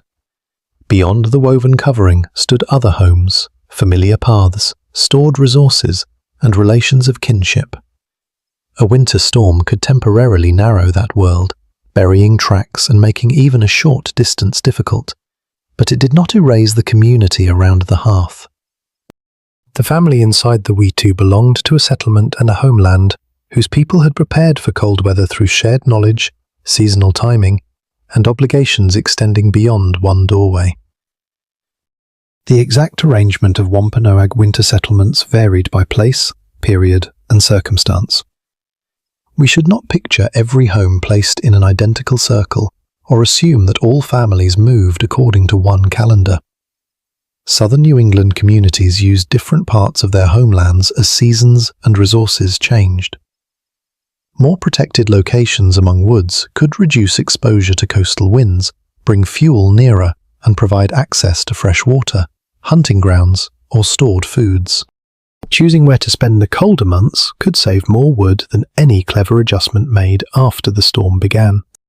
A wetu standing near other dwellings also changed what counted as security. One household might have stronger workers available for gathering. Another might possess more prepared food. Someone nearby might know that a covering needed repair before the next band of wind arrived. Kin could share labour, information, and resources when conditions allowed. The surviving evidence does not provide a tidy emergency plan for every village, but Wampanoag life was communal rather than a collection of isolated survival contests. Winter competence included knowing whose help could be asked for and whose need might become your own. That help was easiest before the weather closed in. A relative could assist with moving a heavy bundle, repairing mats, preparing food, or checking a shelter. People could exchange news about changing conditions or the state of paths and water. Children might move between related households. An older person might remain where care was easier to provide. These possibilities depended on actual relationships and circumstances, not on a universal rule. Yet they widened the number of solutions available before the blizzard reduced movement. Once snow and wind made travel difficult, each dwelling had to rely more heavily on what was already inside. The community became present through stored labour rather than immediate visits. A repaired covering might reflect help given days earlier. A basket of food might contain produce grown and processed by several hands. Knowledge about banking coals might have been learned from a parent or grandparent no longer sitting beside that particular fire. Kinship remained in the room even when no one could cross the path outside. This makes the title's word constant worth examining once more. A literal. High flame burning every minute through every winter night would have consumed enormous fuel and increased risk inside a bark or mat-covered dwelling. The evidence does not justify claiming that every Wampanoag hearth remained visibly aflame without interruption. A more careful meaning is continuity of usable fire. Flames when cooking or stronger heat was needed lower coals as activity declined. Embers protected beneath ash and prepared material ready to restore the fire. Even that pattern should not be turned into a rigid, universal schedule. Some fires surely went out. Fuel became wet. Coals were misjudged. Illness, exhaustion, accident, or sudden weather could disrupt the best preparation. A cold hearth was inconvenient, but it did not prove that the household lacked knowledge. Skilled systems sometimes fail because the world supplies more pressure than the system was designed to absorb. History becomes less accurate when adaptation is described as perfection. If the coals died, the family still possessed other forms of continuity. Dry tinder might remain. Tools and knowledge were still present. Other households, when reachable, expanded the possibilities for assistance, although the sources do not allow us to claim one standard practice of carrying fire from neighbour to neighbour. The important distinction is between losing a flame and losing the ability to make warmth. The first could happen in an ordinary winter. The second required a much deeper collapse of shelter, fuel, health, and social support. A constant hearth was therefore not one immortal object, it was a repeated achievement. Someone prepared fuel, someone watched smoke, someone protected food, someone repaired the house, and someone responded when the red glow weakened. Each action restored continuity for a little longer. The household did not defeat winter once. It renewed its position hour by hour, meal by meal, and night by night. Seasonal settlement made those renewals less costly. A protected site reduced the wind's force against the covering. Nearby trees shortened fuel journeys. Knowledge of local ground helped people avoid the wettest or most exposed places. A home placed with care required fewer desperate corrections after dark. The landscape itself joined the household's labour, not because nature was gentle, but because people understood where its pressures could be reduced. That understanding had accumulated across generations. A child learning beside the hearth was also learning where winter homes belonged, which paths remained usable after snow, where suitable wood could be found, and how quickly coastal weather could change. The lesson was larger than fire tending. It linked the ember to land. Remove the household from familiar ground, and every task became harder. Finding fuel, reading wind, locating water, judging shelter, and knowing who was near enough to help. This is one reason colonial land loss would later strike far beyond the boundaries marked on European deeds. Land was not an empty surface surrounding the home. It held the fuel route, the protected winter site, the planting ground, the freshwater source, the shoreline, the gathering place, and the remembered path between relatives. Restrict movement or seize those places, and the pressure eventually reached the hearth. A family might still know how to manage fire perfectly, while being denied the landscape that made the knowledge practical. For the winter scene, before intensive colonial disruption, however, the familiar world still surrounded the dwelling, even when the storm hid it. Beneath the snow lay paths people knew. Beyond the wind stood related households and stored work.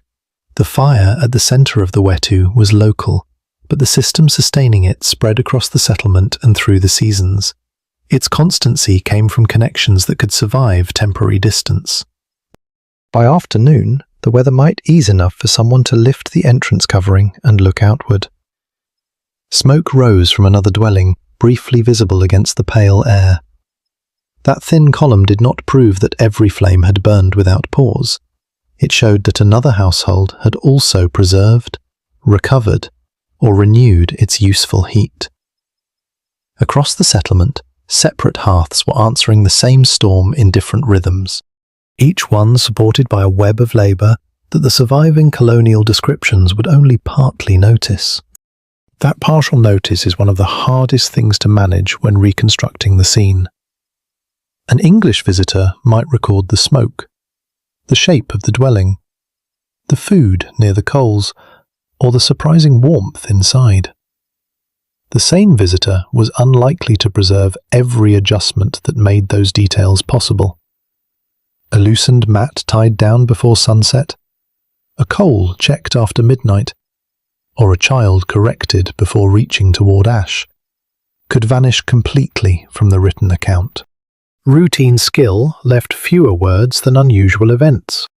The surviving descriptions were also created during contact, trade, religious pressure, territorial expansion, and growing colonial settlement.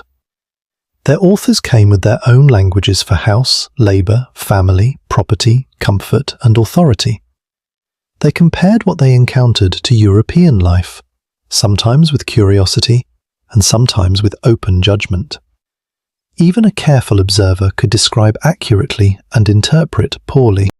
Seeing a wetu was not the same as understanding the network of seasonal choices held within its frame. Roger Williams's 1643 work on the Narragansett language and life offers valuable evidence from a neighbouring Algonquian-speaking people whose world overlapped with Wampanoag southern New England. It preserves words, exchanges, and observations that would otherwise be lost. It cannot be treated as a private diary from every Wampanoag household. Narragansett and Wampanoag communities were related through region and language families, but they were not interchangeable. A detail useful for comparison must remain a comparison unless other evidence supports carrying it farther.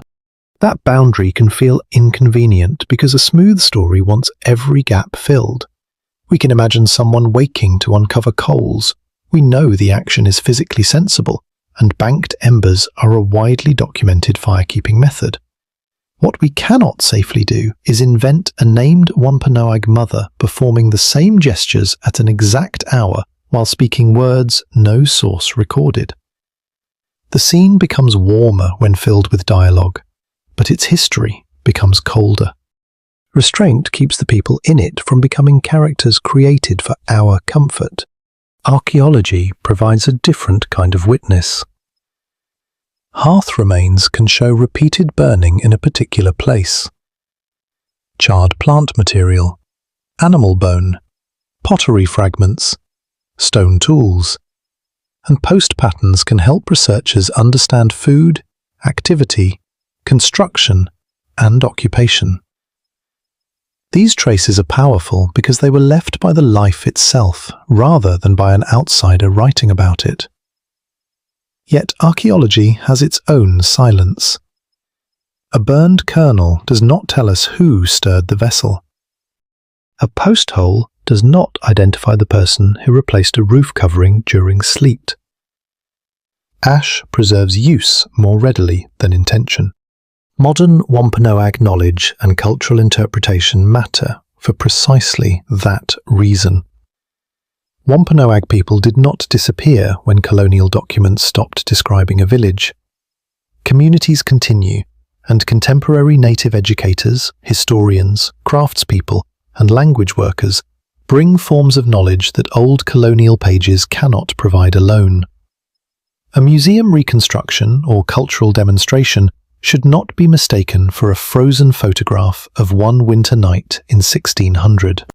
It can still reveal how materials behave, how a dome-shaped wetu holds space, how smoke moves, and how experienced hands understand tools and fire. The best reconstruction, therefore, comes from sources that correct one another. Colonial writing may preserve an early description while exposing the writer's assumptions.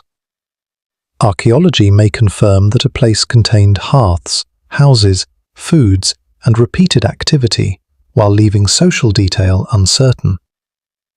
Environmental knowledge explains which woods, reeds, shorelines, and weather patterns shaped the available choices. Wampanoag interpretation restores cultural context and challenges stereotypes produced by generations of outsiders. None of these sources is complete. Together, they create firmer ground. That firmer ground still does not support the popular image of a generic native family surviving in a teepee beneath a blizzard. Teepees belong to Great Plains traditions, not Wampanoag housing. The Wampanoag wetu was a rounded northeastern dwelling, commonly made with a sapling frame and bark or reed coverings. Confusing the two removes the local intelligence from the story. It replaces a house designed around the materials and climate of southern New England with a familiar movie symbol that happens to be easier for outsiders to recognize. Another myth makes the opposite mistake. It imagines the wetu as a crude shelter that survived only because its occupants were exceptionally tough. Toughness is a very convenient explanation when the viewer does not understand the engineering. The rounded frame reduced the broad surfaces available to the wind. Layered coverings helped manage rain and cold. The central fire worked with sleeping materials, clothing, body heat, and a protected site. Portability and repairability were advantages within seasonal life. Calling the result primitive is often another way of admitting that the system has not been studied. Romantic praise can distort it too. Wampanoag families were not perfectly harmonious groups moving effortlessly through a gentle landscape. A fire could fail. Food could spoil. A storm could injure or isolate people. Work could be exhausting, and unequal needs placed heavier burdens on some household members. Local knowledge reduced danger without abolishing it. Describing indigenous adaptation as magical closeness to nature makes real expertise seem instinctive. An instinct requires neither teaching nor labour. The Hearth says otherwise. It had to be learned. The phrase constant hearth fire needs the same protection from myth. It should not promise an unbroken flame maintained through every night by every family. The stronger historical claim is that usable fire remained central to household continuity, whether as active flame, a bed of coals, protected embers, or the ability to relight from prepared materials. Different homes, storms, fuel supplies, and family circumstances produced different rhythms. Constancy belonged to the effort of renewal, rather than to one visible flame that never disappeared. This distinction changes how we read the smoke above another dwelling. It is tempting to imagine that thin column proving a flawless night of firekeeping. Perhaps the coals had survived. Perhaps a fire had been rebuilt after fading. Perhaps cooking began later because fuel needed drying. The smoke does not answer those questions. It tells us only that heat was being made at that moment. Honest history can leave the earlier hours open without making them empty. The missing hours direct attention toward the people most often lost in the sources. Colonial writers named political leaders, interpreters, traders, opponents, and people involved in disputes. They rarely named the person who gathered kindling before a storm or moved a sleeping child away from a draft. Household labour may appear only through its result. Food was ready. The home was warm. The covering held. The absence of a name does not mean the work was minor. It means the archive was looking elsewhere. Inside the wetu, the people around the hearth did not need their actions written down to understand their value. A dry piece was placed where it could warm. A vessel was moved before its contents caught. Ash was drawn back from the brightest coal. Someone listened to the roof covering while the wind tested it again. These actions remain historically cautious because they arise from the material demands of the fire rather than from invented personalities. They let the system move without pretending that we overheard the room. Outside, the column of smoke thinned and bent toward the trees. An observer might have watched it and written a sentence about a warm, native house. The household below was living through far more than that sentence could hold. Fuel, food, shelter, care, memory, and land were meeting in one controlled patch of heat. The record preserved the smoke, because smoke was visible. The knowledge that kept it rising survived through other paths. And the difference between those two forms of survival would soon matter even more as colonial pressure began reaching the winter hearth itself. Colonial pressure reached it first by changing the world outside the doorway. The hearth could still be tended with skill, but the path to fuel, food, water, and relatives no longer existed beyond politics. English settlement expanded across Wampanoag homelands during the 17th century. Land that had supported planting, hunting, gathering, seasonal movement, and winter shelter increasingly appeared in colonial records as property to be granted, purchased, fenced, taxed, or governed. A line drawn on paper could eventually become a longer walk for firewood. That change did not begin with a single dramatic order. It accumulated. A new house stood near a familiar path. A field was enclosed. Grazing animals moved where they had not moved before. Another agreement was interpreted through English ideas of permanent sale rather than Wampanoag relationships to place and use. Each change might look local. Together, they narrowed the flexibility that had made the winter household resilient. The epidemics that struck southern New England before the Plymouth colonists arrived had already damaged many native communities. The exact disease behind the Great Epidemic of 1616 to 1619 remains debated, and its effects varied across the region, but the loss of life was severe. Patuxet, where Plymouth was established, had been devastated. Death removed parents, elders, food producers, political leaders, healers, and people who carried detailed knowledge of particular places. A household could replace a burnt stick. It could not easily replace a generation of memory. The living continued to use their homelands, maintain communities, and make political choices, but they did so after enormous disruption. Usamaquin, often called Massasoit in English sources, entered an alliance with Plymouth in 1621 within that altered world. The agreement was not evidence that the Wampanoag had invited unlimited settlement or surrendered their future. It was a strategic relationship formed under pressure, and its meaning changed as the English population grew. Growth appeared at the hearth through ordinary materials. More colonial farms meant more demand for wood. More cattle and pigs meant more animals crossing native planting grounds and disturbing stored or growing food. Fences, where they existed, reflected English claims about possession, while unfenced livestock could wander into places Wampanoag families used. Complaints about animal damage became part of a wider struggle over whose rules would govern the land. A pig rooting through corn may seem far from a winter fire, but the distance is only one season. Lost food in the field becomes a thinner pot beside the coals. Livestock also altered the ground itself. Hooves compressed paths and wet places. Grazing changed vegetation. Animals competed for plants and entered areas not organized for European-style husbandry.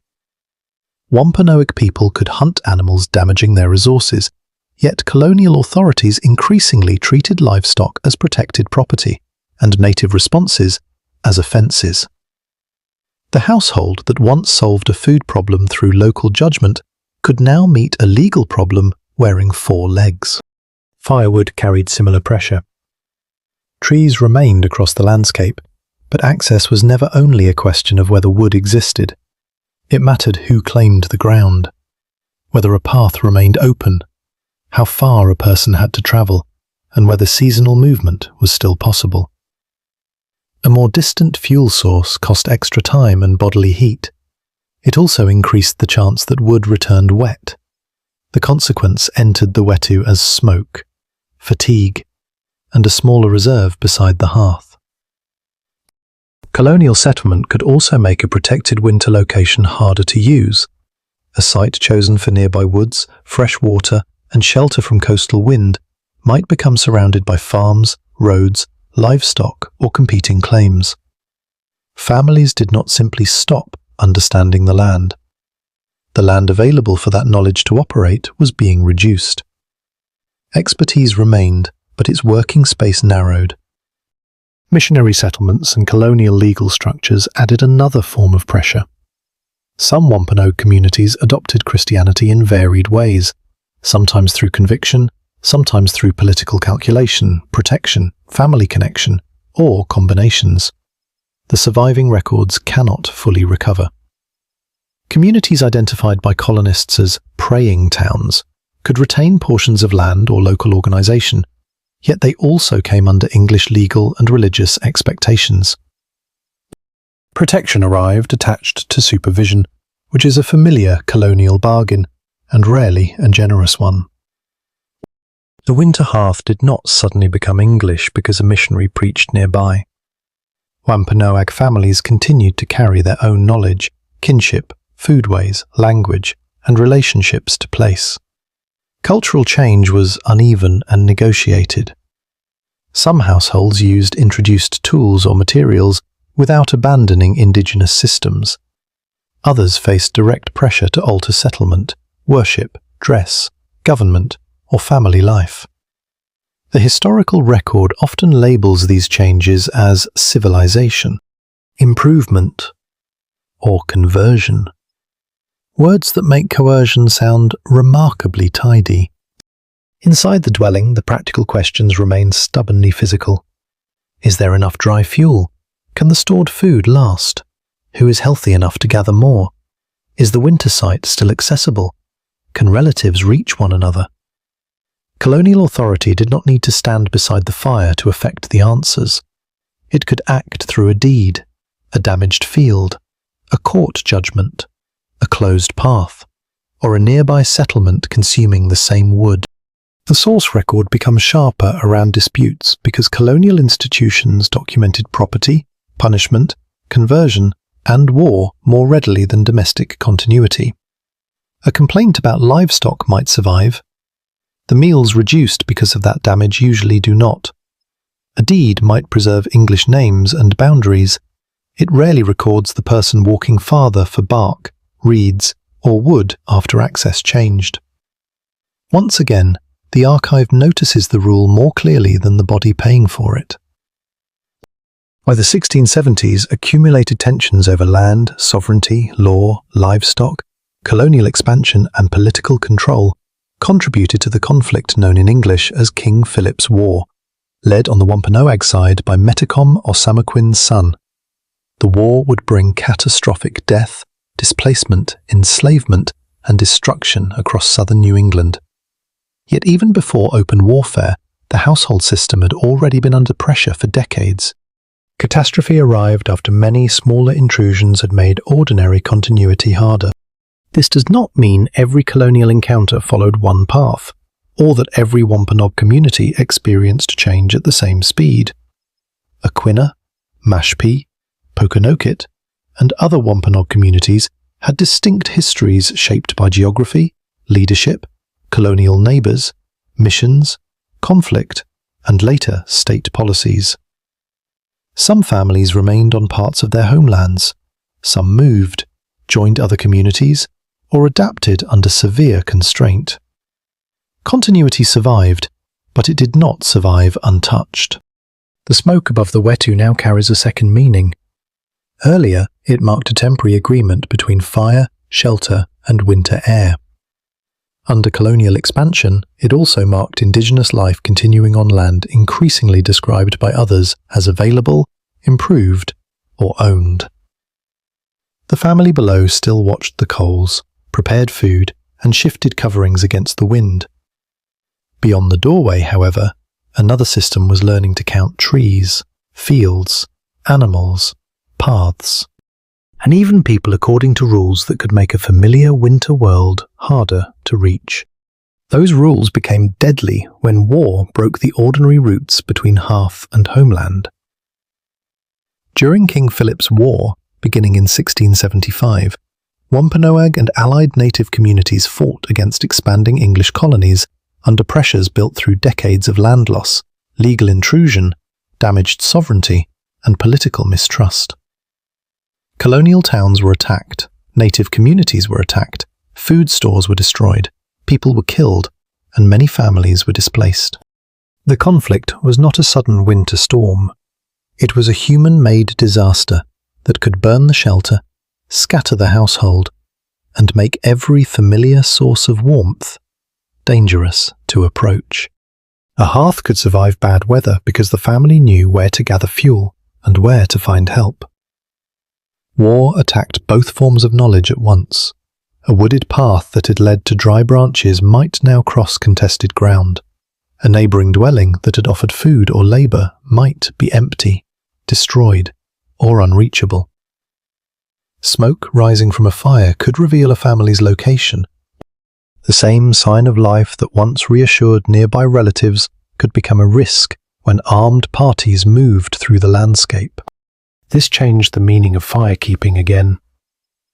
During a blizzard, maintaining coals conserved time and energy. During conflict, maintaining a visible fire could also require judgment about concealment, movement, and safety.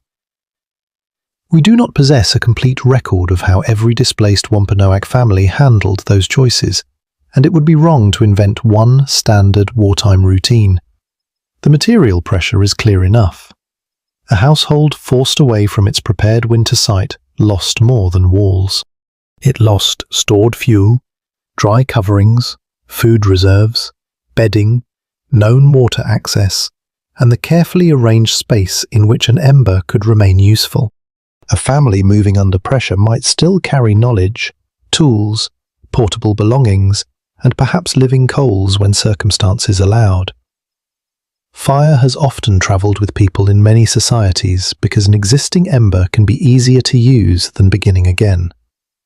Yet the evidence here does not justify claiming that every Wampanoag refugee carried a protected coal in a particular container. The safer image is broader. People carried the ability to rebuild warmth, but the land and materials needed to use that ability were increasingly uncertain. English military campaigns also targeted native food supplies and settlements because destroying subsistence weakened resistance. Stored corn, winter provisions, houses and fields became part of the war. A burned storehouse or ruined planting ground reached into future seasons. The loss appeared months later as a thinner winter reserve, a longer search for food, and more pressure on the household fire. Violence that seemed to happen in summer could still be sitting beside the hearth after snow arrived. The war ended in southern New England in 1676, but its consequences did not end with the fighting. Many native people were killed, others were sold into slavery, imprisoned, forced into servitude, displaced, or absorbed into communities struggling to survive. Wampanoag political power was severely damaged, and colonial control expanded. The surviving record often counts battles, commanders, captives, and property losses. It is much less capable of counting winter nights made colder because a family no longer had access to the place where fuel, food, and relatives had once been close. Some Wampanoag people remained in or returned to communities such as Mashpee and Aquinnah, while others lived within changing settlements, joined relatives elsewhere, or navigated colonial households, missions, and labour systems. Their histories were not one straight line from freedom to disappearance. They involved survival, adaptation, resistance, compromise, and repeated efforts to retain land and community under changing law. The hearth continued, but often inside a world that demanded new negotiations around every old necessity. At Mashpee, communal land and local governance would face colonial and later state interference. At Aquinnah on Martha's Vineyard, Wampanoag families maintained community under different geographic and political conditions. These distinct histories should not be flattened into one experience.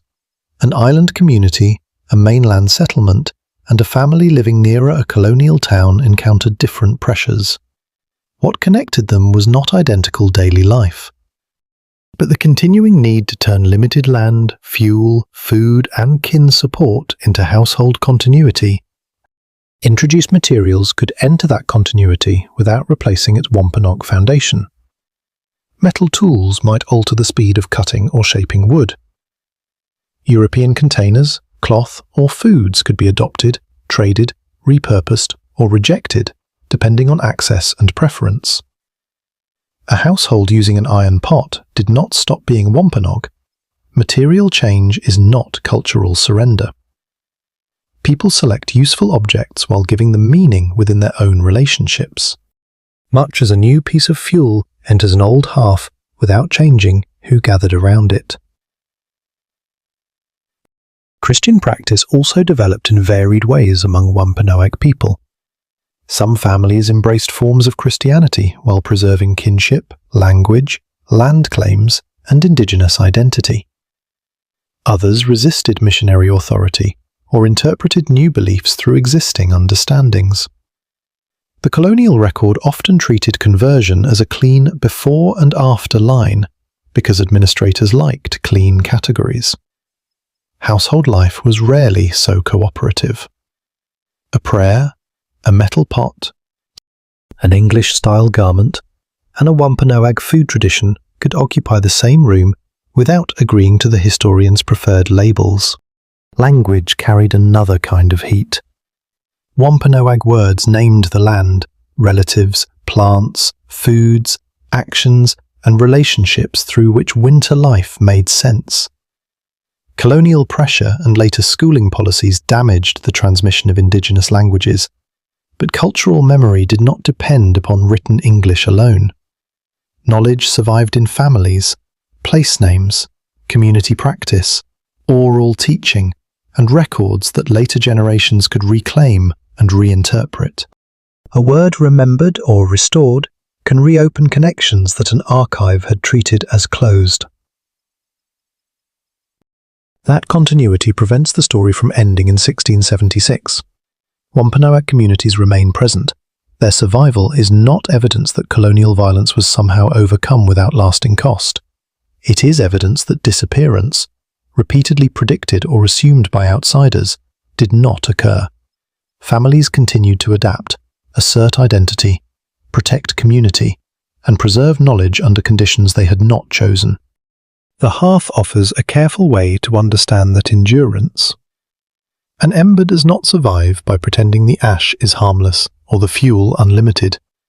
It survives because people recognize loss, protect what remains, and create the conditions for renewed flame. The comparison should not turn living Wampanoag history into a poetic object, but the material pattern is still useful. Continuity is active work. It requires land, memory, institutions, teaching, and people willing to carry responsibility forward. By evening, the blizzard in our earlier scene has begun to weaken. Snow still moves between the trees, but the wind no longer presses with the same force. Inside the wetu, the fire is modest. Its fuel has been measured carefully. Food stores are lower than they were before the storm, and every person around the hearth has contributed or received something according to ability and need. Beyond that room stretches a future the family cannot see. Epidemic, settlement, war, land pressure, adaptation, and descendants who will refuse to become. Past tense. The coal beneath the ash now holds more than one mourning. It has become the narrow place where domestic history and political history meet. A deed written elsewhere can change the distance to fuel. A war fought across the region can empty the sleeping place beside the fire. A language lesson passed quietly between generations can preserve the knowledge needed to name the home. The hearth remains small, but the forces reaching it are enormous. And the final question is no longer simply how a family kept the flame alive through one storm. It is how a people kept renewing the conditions for warmth when the storm outside had learned to arrive in human form. Even then, the first duty remained smaller than the forces surrounding it. Someone still had to look at the hearth and decide whether the coals could last until daylight. Politics might change the distance to the woods. War might empty neighbouring homes, and colonial law might rename familiar ground. But none of those pressures removed the immediate need for dry fuel, breathable air, warm food, and a safe place to sleep. Large history entered the wetu through ordinary shortages. The answer still began with a hand moving ash. That hand is where the surviving record becomes quiet again. We cannot identify the person tending this particular coal. We cannot know whether the household spoke softly, whether children were awake, or whether the storm had lasted one night or several. We can only remain with the supportable pressures, a rounded shelter in southern New England, a central hearth, coverings holding back winter weather, food and fuel gathered through seasonal work, and people whose safety depended on repeated attention. The absence of a name should not tempt us to invent one. It should make the unnamed labour harder to ignore. The storm eventually weakens. Its change is heard before it is seen. The covering no longer snaps with the same force. Snow strikes the roof less sharply. Air entering near the doorway loses some of its insistence. Smoke rises more steadily toward the opening above, and the household gains a little room to make choices without answering an emergency every few breaths. Nothing dramatic announces that the worst has passed. Winter simply begins demanding slightly less. A person draws back part of the entrance covering. The cold remains, but the world outside has changed shape. Snow lies against the lower sides of the wetu and softens the familiar ground. Branches bend under its weight. Paths known from memory are difficult to see, though their destinations have not vanished. Another roof may be visible beyond the trees. A thin smoke column rises from it, bends, and then holds. That distant fire is not proof of an uninterrupted flame. It is proof that another household has reached the same morning with usable heat. Inside, yesterday's ash is opened once more. The brightest coal is moved toward prepared material. A small flame forms, catches another piece, and begins warming the air immediately around it. The fire does not need to fill the dwelling with summer. It needs to make the next action possible. Water can be warmed. A remaining portion of food can be softened. Damp materials can be placed near the heat in careful order. People can prepare to examine the shelter and the paths outside without beginning their work already chilled. The woodpile now tells the truth about the storm. Its reduced size measures hours of cooking, warming, drying, and protecting embers. Each missing branch has become something else. A meal, a child's warmer sleeping place, an elder's cup of heated water, or a few more hours before anyone had to open the doorway. Firewood has disappeared, but its value has not. It has moved into bodies and into time. That movement explains why the hearth was never merely an object in the centre of the home. It was a place where the household converted one form of survival into another. Wood became heat. Stored crops became food. Attention became safety. Knowledge became a slower use of fuel. Kinship became labour performed for someone who could not perform it alone.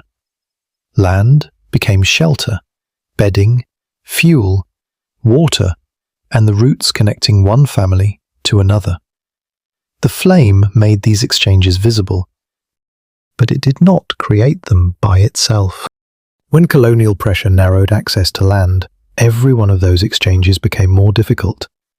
The effect could appear as a court dispute or a boundary in a deed, yet its domestic meaning was measured in distance, time, hunger, and cold. When war scattered families, it also scattered the arrangement that placed dry wood beside the hearth before nightfall. When language transmission was attacked, words tied to land, materials, relations, and practices faced pressure as well. The fire continued only where people could continue rebuilding the relationships around it. Wampanoag continuity did not depend on remaining unchanged. No living community survives by becoming a museum scene. Materials shifted, settlements changed, new tools and foods entered daily life. Christianity, colonial law, wage labour, schooling, dispossession, and later political systems shaped different communities in different ways.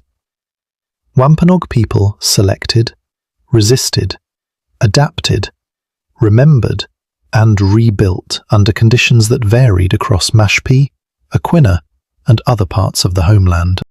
The thread was not sameness, it was the continued right and ability to define what belonged around the hearth. Outsiders have repeatedly treated Indigenous survival as a leftover from the past. A reconstructed wetu may be viewed as an exhibit, but the knowledge interpreted there belongs to living people. A revived word is not an archaeological artifact, and a community defending land is not reenacting an old dispute. Wampanoag life cannot be placed safely before colonization and then faded from the story. The hearth's meaning rests on renewal. Renewal admits that fires go out, houses are lost, families are displaced, and knowledge can be interrupted.